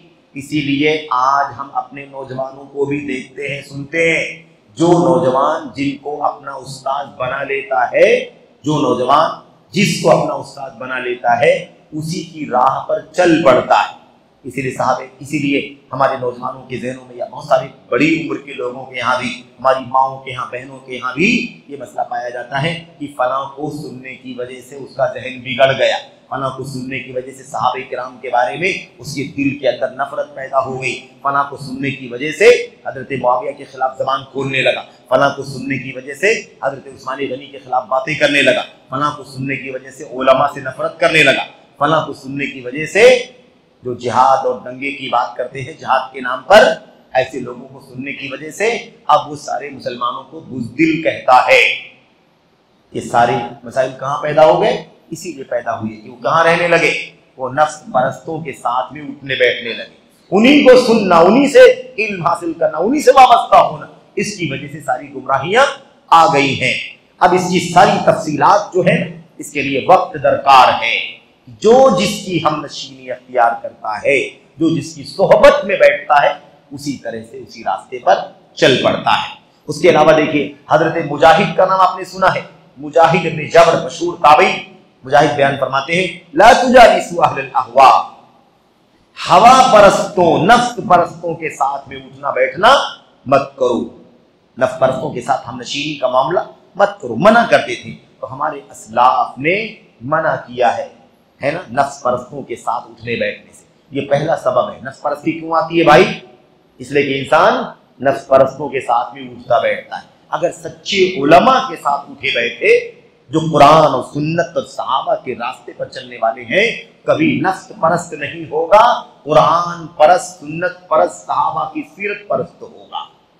कुरान के रास्ते पर, सुन्नत के रास्ते पर, सहाबा के रास्ते पर चलेगा, सुन्नत के उलमा के रास्ते पर चलेगा। लेकिन ये गुमराहियां क्यों आती हैं, इसीलिए आती है कि इंसान ऐसे लोगों के साथ में उठता बैठता है। दूसरी वजह क्या है, दूसरी वजह है मेरे भाइयों, इंसान की मालूमात जो होती है, इंसान का इल्म जो होता है वो कमजोर होता है। इंसान नफ्स परस्त क्यों होता है, इसलिए कि उसका इल्म कमजोर होता है। ना अल्लाह के बारे में उसको सही इल्म है, ना आखिरत के बारे में उसको सही इल्म है, ना तौहीद के बारे में उसको सही इल्म है, ना उसको नबी करीम सल्लल्लाहु अलैहि वसल्लम की सुन्नत पर अमल करने के बारे में सही इल्म है, ना हक जमाअत का उसे इल्म है, और गुमराह फिरकों के बारे में उसे पता है। जो भी आवाज लगाए, चीखे चिल्लाए, उसके पीछे भागना शुरू कर दे। जो भी आवाज लगाता है उसके पीछे भागना शुरू कर देता है। ये दूसरी वजह है जिसकी वजह से नफ्स परस्ती आती है। अगर सही मानो में अल्लाह के बारे में इल्म हो, उसके दीन का इल्म हो, तौहीद का, सुन्नत का इल्म हो, आखिरत का इल्म हो, तो इंसान नफ्स परस्ती से अपने आप को बचा सकता है। दूसरी वजह। तीसरी वजह नफ्स परस्ती के असबाब में से, नफ्स परस्ती के वजूहात में से तीसरी जो वजह है मेरे भाइयों, वो वजह ये है कि ऐसी मजलिसों में हम नहीं बैठते जहां ये बताया जाता हो कि नफ्स परस्ती मना है, नफ्स परस्ती से रोका जाना चाहिए, नफ्स परस्ती की रोकथाम नहीं होती है, तो लोग नफ्स परस्त होते चले जाते हैं। और आज हालत यही है, अगर नफ्स परस्ती से मना किया जाए तो ऐसी नफ्स परस्ती बाज लोगों के यहां है कि वो इसको तशद्दुद कहते हैं। मेरे भाई, याद रखें। तो नफ्स परस्ती से मना करना जरूरी है, तौहीद के खिलाफ, शिर्क, सुन्नत के खिलाफ, बिदअत और सारे इनहिराफात और सारी गुमराहियों के खिलाफ उम्मत को आगाह करना जरूरी है।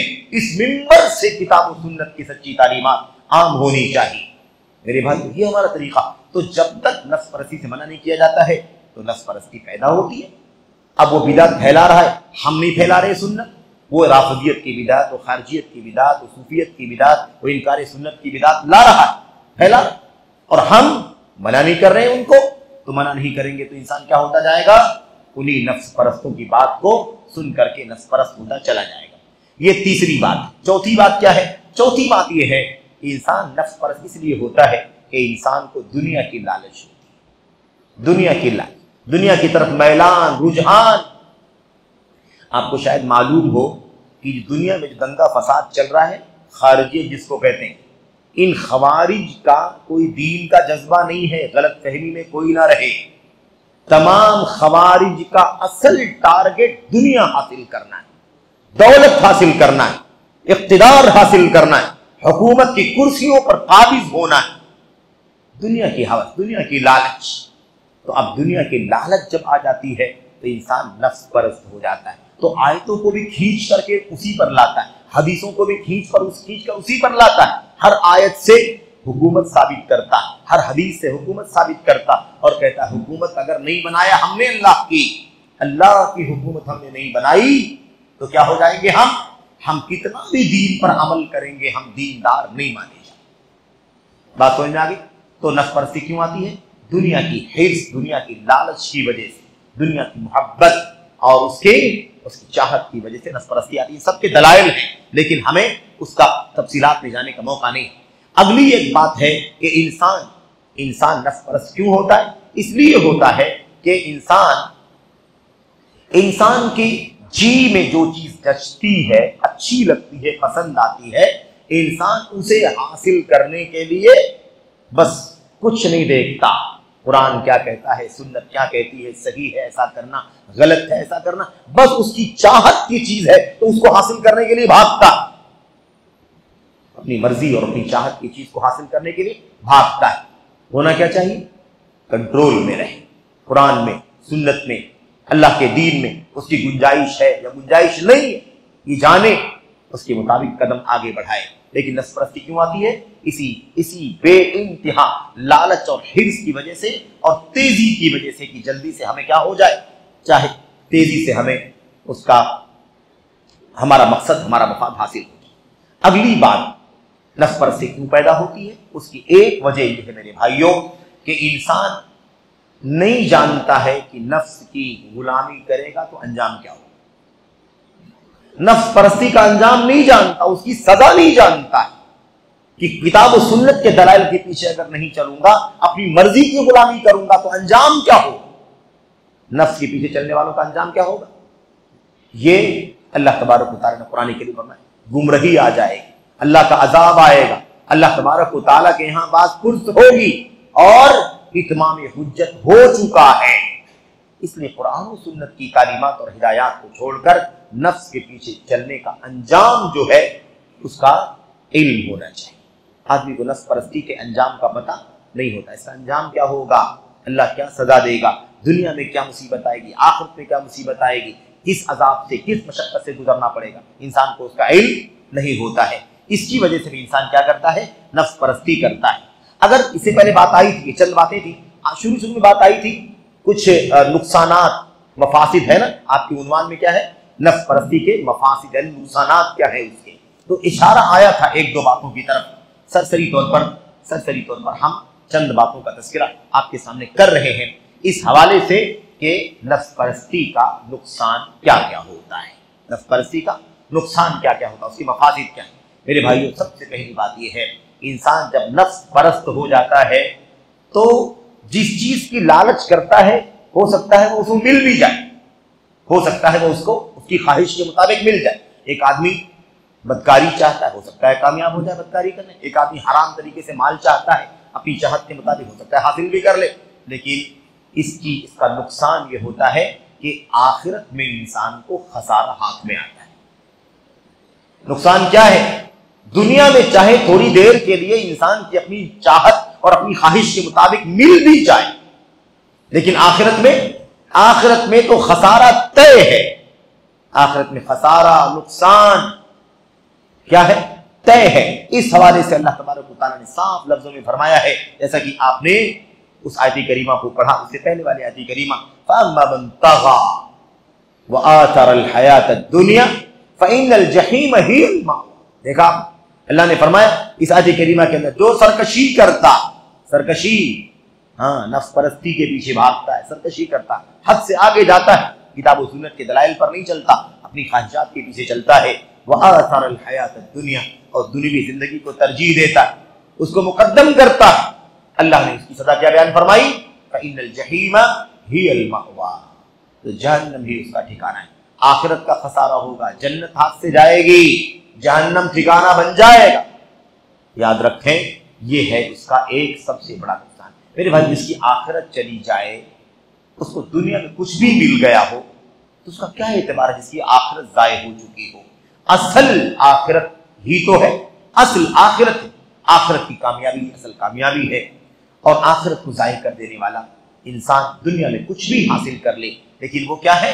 वह हकीकत में नाकाम है, ना मुराद है। इसलिए हमें इस बात को अच्छी तरह से जानने की जरूरत है। एक खतरनाक नुकसान ये है। इसके नुकसानात में से एक दूसरा नुकसान क्या है? दूसरा नुकसान ये है कि इसका रास्ता कभी हिदायत नहीं है। हवा, क्या कहते हैं नफ्स परस्ती को? हवा। शुरू में हमने पढ़ा, हवा है ना, ये हवा कभी इंसान को हुदा की तरफ नहीं ले जाती। हवा का अंजाम कभी हुदा नहीं, हवा का अंजाम दलालत, ख्वाहिश नफ्स का अंजाम गुमराही, ख्वाहिश नफ्स का अंजाम हिदायत नहीं बल्कि दलालत। इसीलिए अल्लाह की तरफ से उतरने वाली जो तालीमात हैं वो हुदा की तालीम देती है, और इंसान जो अपने नफ्स से फैसला करता है और अपनी चाहत के पीछे भागता है तो वो हुदा नहीं होता है बल्कि वो हवा होता है। तो इत्तिबाउल हुदा की जरूरत है, इत्तिबाई हवा की नहीं, ख्वाहिशात की गुलामी नहीं बल्कि हिदायत की पैरवी करना है। तो याद रखें, दूसरा नुकसान है जब इंसान ख्वाहिशात के पीछे भागता है तो उसका मुकद्दर दलालत बनता है, गुमराही बनता है। जैसा कि अल्लाह के कलाम की आयत में आया कि अगर आप ख्वाहिशात की पैरवी करेंगे तो आप अल्लाह तबारक व तआला के रास्ते से भटक जाएंगे, जैसा कि अल्लाह तबारक व तआला ने फरमाया। तो ये है हमारे सामने इसका दूसरा नुकसान और उसका खसारा। तीसरी जो बात है वो ये है कि जब इंसान ख्वाहिशात का गुलाम होता है, ख्वाहिशात का गुलाम, तो अल्लाह के कलाम की आयतें पढ़ी जाएं समझ में नहीं आता, अल्लाह के नबी की हदीसें पढ़ी जाएं उसको कुछ भी समझ में नहीं आता। यानी ना अल्लाह के कलाम से वो इबरत हासिल करता है, ना अल्लाह की नबी की सुन्नतों से इबरत हासिल करता है। क्यों? इसलिए कि कुरान और सुन्नत की कोई कीमत ही नहीं है। उसने कीमत किसकी है? अपनी मर्जी की, अपनी चाहत की, अपनी ख्वाहिशात की कीमत। इसलिए होता क्या है? होता यह है कि ना अल्लाह के कलाम से उसे फायदा मिलता है, ना अल्लाह के नबी की सुन्नतों से फायदा मिलता है। याद रखें, जब इंसान अपनी ख्वाहिशात के पीछे नहीं भागेगा, कुरान और सुन्नत को बेस बुनियाद समझेगा, तो अल्लाह के कलाम की आयतों से इबरत मिलेगी, नसीहत हासिल होगी, अल्लाह के नबी की हदीसों से भी क्या होगी? इबरत और नसीहत हासिल होगी। लेकिन जब इंसान ख्वाहिशात के पीछे भागता है तो फिर अल्लाह का कलाम, अल्लाह के नबी का फरमान उसे कोई भी फायदा नहीं पहुंचता, अल्लाह के कलाम की आयतों से, हदीसों से। ये अल्लाह के हवा, ख्वाहिशात नफ्सानी की गुलामी और उसकी पैरवी करने का क्या है? नुकसान है। इस तरह से और भी बहुत सारे नुकसानात हैं मेरे भाइयों, इसका तज़किरा करने में हो सकता है तवालत हो जाए। एक बात आयत करीमा की रोशनी में अहले इल्म ने लिखा है कि अल्लाह तबारक व तआला ने कुरान करीम में ये फरमाया है कि जब इंसान ख्वाहिशात नफ्सानी की गुलामी करता है तो ऐसा भी हो सकता है कि पूरे तौर पर ईमान से हाथ धो बैठे, इंसान ईमान से ही हाथ धो बैठे, बेईमान हो जाए, कुफ्र में दाखिल हो जाए, ऐसा भी हो सकता है। जिसको क्या कहते हैं? अल इंसिलाख मिन अद्दीन बिल्कुल्लिया, दीन इस्लाम से पूरे तौर पर निकल जाए, यह भी हो सकता है। यह भी बड़ा खतरनाक है, याद रखें। उसके बाद इसके नुकसानात में से एक नुकसान यह भी है कि अल्लाह के नबी सल्लल्लाहु ने फरमाया था, सलातुन मुहलिकात, तीन चीजें हिलाक करने वाली हैं, तीन चीजें हिलाक करने वाली। उनमें अल्लाह के नबी ने फरमाया था शुहुन मुता, और और हवन मुत्तबा व इजाबुल मर्इ बिनफ्स, 3 बातें अल्लाह के नबी ने बयान फरमाई थी। उनमें से एक चीज क्या थी? उस ख्वाहिश नफ्स की गुलामी करना, ख्वाहिश नफ्स की गुलामी कर, वो ख्वाहिश नफ्स जिसकी गुलामी की जा रही है वो इंसान को हिलाक करने वाली है। तो ये कितना खुला नुकसान है कि इंसान नफ्स के पीछे चलेगा तो हिलाक होगा, अपनी ख्वाहिशात के पीछे भागेगा तो हिलाक होगा। दुनिया के पीछे भागे मेरे भाइयों, दौलत के पीछे भागे, शोहरत के पीछे भागे, इसके इस नजरिए उस नजरिए के पीछे भागे, इस अकीदे उस अकीदे के पीछे भागे, तो नतीजा क्या होगा? हिलाकत और तबाही इसका मुकद्दर बन जाएगी। ये अल्लाह के नबी अलैहिस्सलाम की हदीस में ये बात आई हुई है। इसका एक नुकसान ये भी है कि इंसान जब ख्वाहिशात के पीछे भागता है ना, तो अल्लाह तबारक व तआला की तरफ से तौफीक का दरवाजा भी बंद हो जाता है। क्यों? तौफीक कहां से मिलती है? जो अल्लाह की तरफ बढ़ता है अल्लाह उसकी तरफ बढ़ता है, और जो अल्लाह की तरफ बढ़े ही ना, अपनी ख्वाहिशात का गुलाम रहे, तो फिर उसका अंजाम क्या होगा? अल्लाह की तरफ से वो बेतौफीक हो जाए, अल्लाह की तरफ से तौफीक नहीं मिलेगी, तौफीक छिन जाए। ये उसके नुकसानात में से एक नुकसान है, और इसकी भी बहुत सारी दलीलें। इसी तरीके से एक नुकसान ये भी है मेरे भाइयों कि जब इंसान नफ्स परस्त हो जाता है, ख्वाहिशात का गुलाम हो जाता है, तो वो गुनाहों के काम करता है, उसको एहसास भी नहीं होता। यानी बड़े बड़े गुनाह करता है, बड़े बड़े गुनाह करता है, लेकिन वो बड़े बड़े गुनाह उसकी नजर में मामूली हल्की चीजें होती हैं, कोई कीमत। दंगा फसाद फैला देता है, लेकिन उसको एहसास नहीं होता, समझता है कि मक्खी मारने जैसा या मक्खी भगाने जैसा, मिसाल के तौर पर ये सूरत हाल होती है। इंसान नफ्स परस्त हो जाता है। इसीलिए ये भी एक खतरनाक नुकसान है जिसे हमें समझने की जरूरत है। नफ्स परस्ती का एक नुकसान ये भी है कि जब इंसान ख्वाहिशात के पीछे भागता है तो इंसान सुन्नत की राह से महरूम होकर के बिदअत के रास्ते पर चला जाता है, बिदअत के रास्ते पर चल पड़ता है, बिदअत के रास्ते पर चल पड़ता है। और इस सिलसिले में वो कौल बड़ा अजीम शान है। हजरत हम्माद इब्ने अबू सलमा रहमतुल्लाह अलैह का कौल है।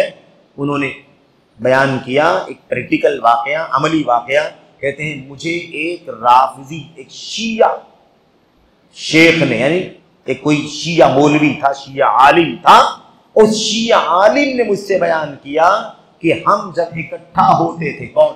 शिया जब इकट्ठा होते थे, राफिजी जब, कहते हैं कुन्ना इज़ज्तमअना वस्तहसन्ना शैअन, हम जब कभी इकट्ठा होते थे और अपनी सोच के मुताबिक किसी भी काम को अच्छा समझते थे, ये अच्छा तो है, ये काम अच्छा है, ये बात अच्छी है, ये फैसला अच्छा है। कहते जब हम इकट्ठा होकर के किसी चीज को अच्छा समझते थे तो हम उसको दीन बना लेते थे। अच्छा समझते थे तो दीन बना लेते थे उस अच्छी चीज को जिसको वो अच्छा समझते थे। इससे कतई नजर कि वो अल्लाह के दीन में अच्छा है या, हम आपस में इकट्ठा होकर के जिस चीज को अच्छा समझते थे उसको हम दीन बना लिया करते थे। भाई अब ये काम करो, हमको अच्छा लग रहा है, अच्छा काम है, सवाब मिले। समझा आपने? अब इन्हीं शियों ने, राफिजियों ने क्या अच्छा समझ लिया? साहबे किराम को बुरा भला कहे, अबू बकर सिद्दीक को गाली देना, अली बिन उस्मान गनी को, उमर बिन खत्ताब को, उस्मान गनी को बुरा भला कहे, हजरत मुआविया, हजरत आयशा को, हजरत है ना हफ्सा, क्या कहना? बुरा भला कहना, गाली गलूज करना, लानत मलामत करना। तो इसको क्या समझ लिया इन लोगों ने? अच्छा, और अच्छा समझा तो दीन बना लिया कि नहीं बना लिया? इन सहाबा को गाली देना, लानत मलामत करना, तबर्रा करना राफिजियों के यहां, शियों के यहां दीन का काम है, दीन समझते हैं। अबू बकर सिद्दीक को गाली देना, लानत मलामत करना क्या है? शियों के दीन, समझ रहे? तो ये भी एक खतरनाक नुकसान है। बहरहाल इसके अलावा भी बहुत सारी बातें हैं।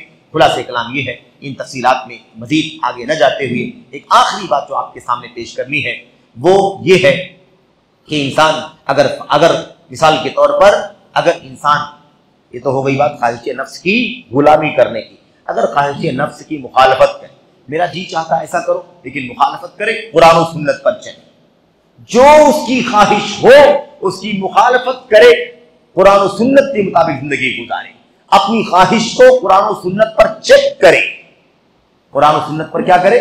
चेक करे कि मैं जो सोच रहा हूं, मेरे जी में जो चीज आ रही है, क्या ये सही भी है या नहीं, सही है या गलत, हक है या बातिल।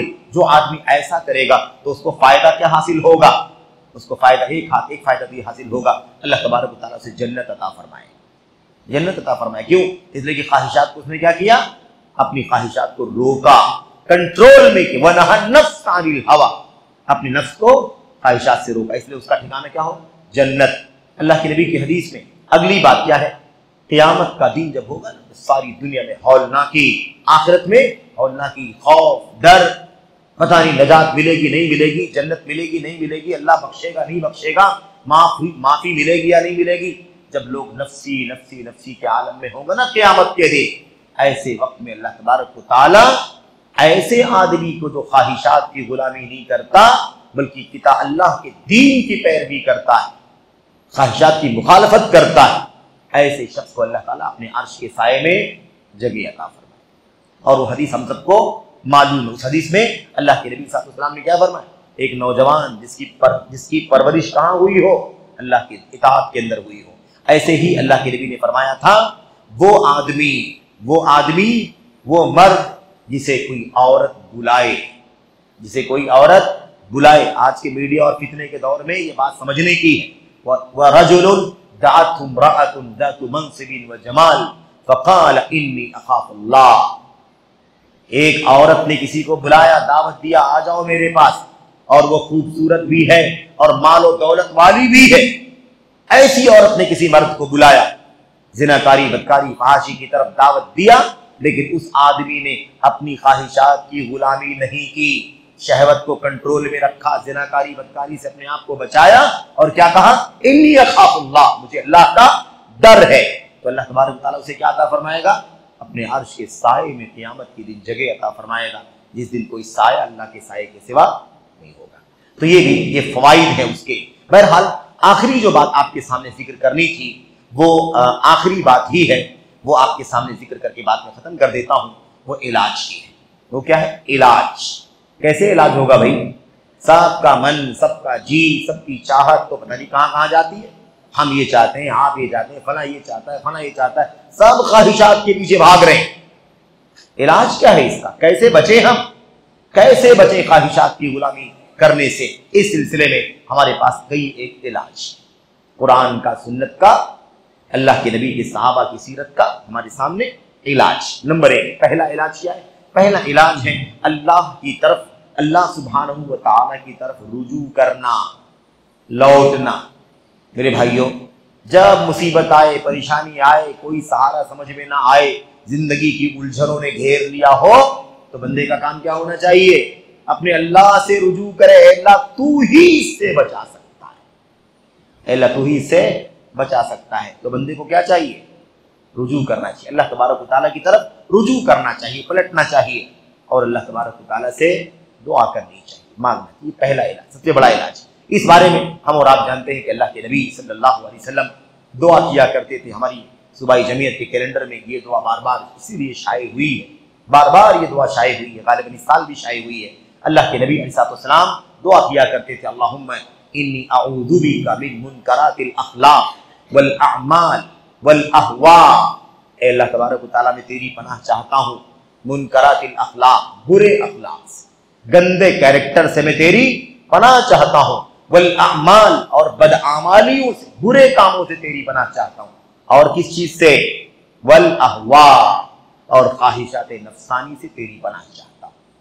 तो हमें क्या करना है इलाज में? इलाज में क्या करना है?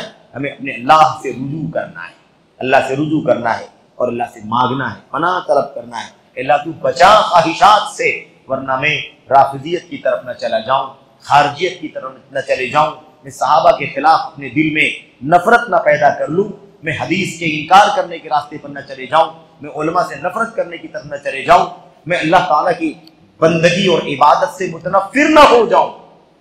इस सारे फितरे, मैंने इशारा सिर्फ किया है आपके सामने। तो हमें चाहिए कि हम क्या करें? पहला इलाज ये है कि हम अल्लाह तबारक व तआला से रुजू करें। बात मैं खत्म कर रहा हूँ। दूसरी चीज ये है कि अपने दिलों से ख्वाहिशात को निकालने की कोशिश करें। अल्लाह ताला की किताब और नबी की सुन्नत की तालीमात को दिल में भरने की कोशिश करें। ये कैसे होगा? ऐसी मजलिसों में बैठना होगा, है ना, जुमे के खुतबे एहतिमाम से सुनने होंगे, अहले इल्म के दुरूस से और इज्तिमाआत से, जलसों से, कॉन्फ्रेंसों से, मजलिसों से वाबस्ता होना होगा तो ये चीज़ पैदा होगी। तीसरी चीज़, इलाज कैसे हो सकता है? ऐसे उलमा के साथ और नेक लोगों के साथ उठना बैठना होगा जो नफ्स परस्त न हो, किताब सुन्नत की तालीमात पर अमल करने वाले हो, जो आपको हमको अल्लाह की किताब की तालीमात दे, नफ्स परस्ती से, गुमराही से हमें और आपको बचाएं और उस रास्ते से दूर रखें।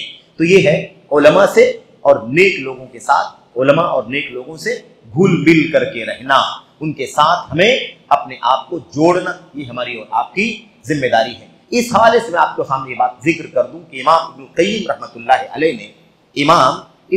रहमतुल्लाह अलैह ने इस नुक्ते पर गुफ्तगू करते हुए कि नफ्स परस्ती से इंसान कैसे बचे, नफ्स परस्ती का इलाज क्या है, इलाज बताते हुए अपनी उसी किताब में, इस किताब का नाम हमने आपके सामने शुरू में दिया था, इसका कौन सी किताब थी वो? इमाम इब्नुल क़य्यिम रहमतुल्लाह अलैह की मशहूर किताब। किसी को याद रह गया नाम कि नहीं? एकदम शुरू में बात हुई थी, शुरू में, एकदम शुरू में बात हुई थी और हमने किताब का नाम भी आपके सामने पेश किया था। अगर किसी को याद हो नाम तो बताए। मजलिसों में हम कितनी तवज्जो से हाजिर रहते हैं, कितनी तवज्जो से सुनते हैं, ये उसकी एक दलील होगी। कोई बताए उस किताब का नाम क्या था जिस किताब के अंदर इमाम इब्नुल क़य्यिम रहमतुल्लाह अलैह ने इस पर लंबी गुफ्तगू की है? नहीं, उसके अलावा हमने किताब का नाम बताया था, नहीं याद शायद किसी को, क्योंकि वक्त भी नहीं है कि हम वक्त लगाएं। किताब का नाम है रौज़तुल मुहिब्बीन व नुज़हतुल मुश्ताक़ीन, रौज़तुल मुहिब्बीन व नुज़हतुल मुश्ताक़ीन। इसके अंदर बहुत सारी बातें, इलाज बयान करते हुए इमाम इब्नुल क़य्यिम ने 40, तकरीबन 38-40 रास्ते बताए हैं कि नफ्स परस्ती का इलाज कैसे, नफ्स परस्ती का इलाज 40 पॉइंट पर बयान किया है। हमें चाहिए कि हम किसी मौके पर उन तमाम चीज़ों को पढ़ें ताकि अल्लाह तबारक व तआला हमें और आपको नफ्स परस्ती से बचने की तौफीक अता फरमाए।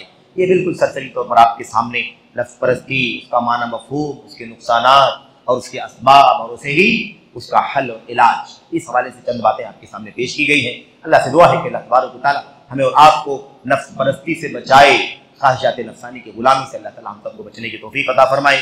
अल्लाह ताला हमें और आपको अपनी रोशन तालीमात और हिदायत से, किताबुल्लाह की रोशन आयात से, नबी करीम सल्लल्लाहु अलैहि वसल्लम की सुन्नत से वाबस्तगी की तौफीक अता फरमाए, सलफ़ी उम्मत की ज़िंदगियों से वाबस्तगी की तौफीक अता फरमाए, सलफ़ियत और सुन्नत की राह के सच्चे उलमा से वाबस्तगी की तौफीक अता फरमाए। मीडिया का रास्ता हमें आज़ाद न बना दे, मीडिया का रास्ता हमें आवारा न बना दे। इस इल्म हासिल करने के मसले में कि हर अहरे गहरे को जिसका नंबर ज़्यादा दिखाई देता हो मीडिया पर, हम उसे अपना उस्ताद बना लें और उसी से अपने दीन को, उसी से अपने दीन का सौदा करना शुरू कर दें। अल्लाह ताला हमें और आपको इससे बचने की तौफीक अता फरमाए। आमीन रब्बल आलमीन। सल्लल्लाहु अलैहि वसल्लम व बारक अला नबीना मुहम्मद व अला आलिहि व सहबिहि अजमईन। अस्सलामु अलैकुम व रहमतुल्लाहि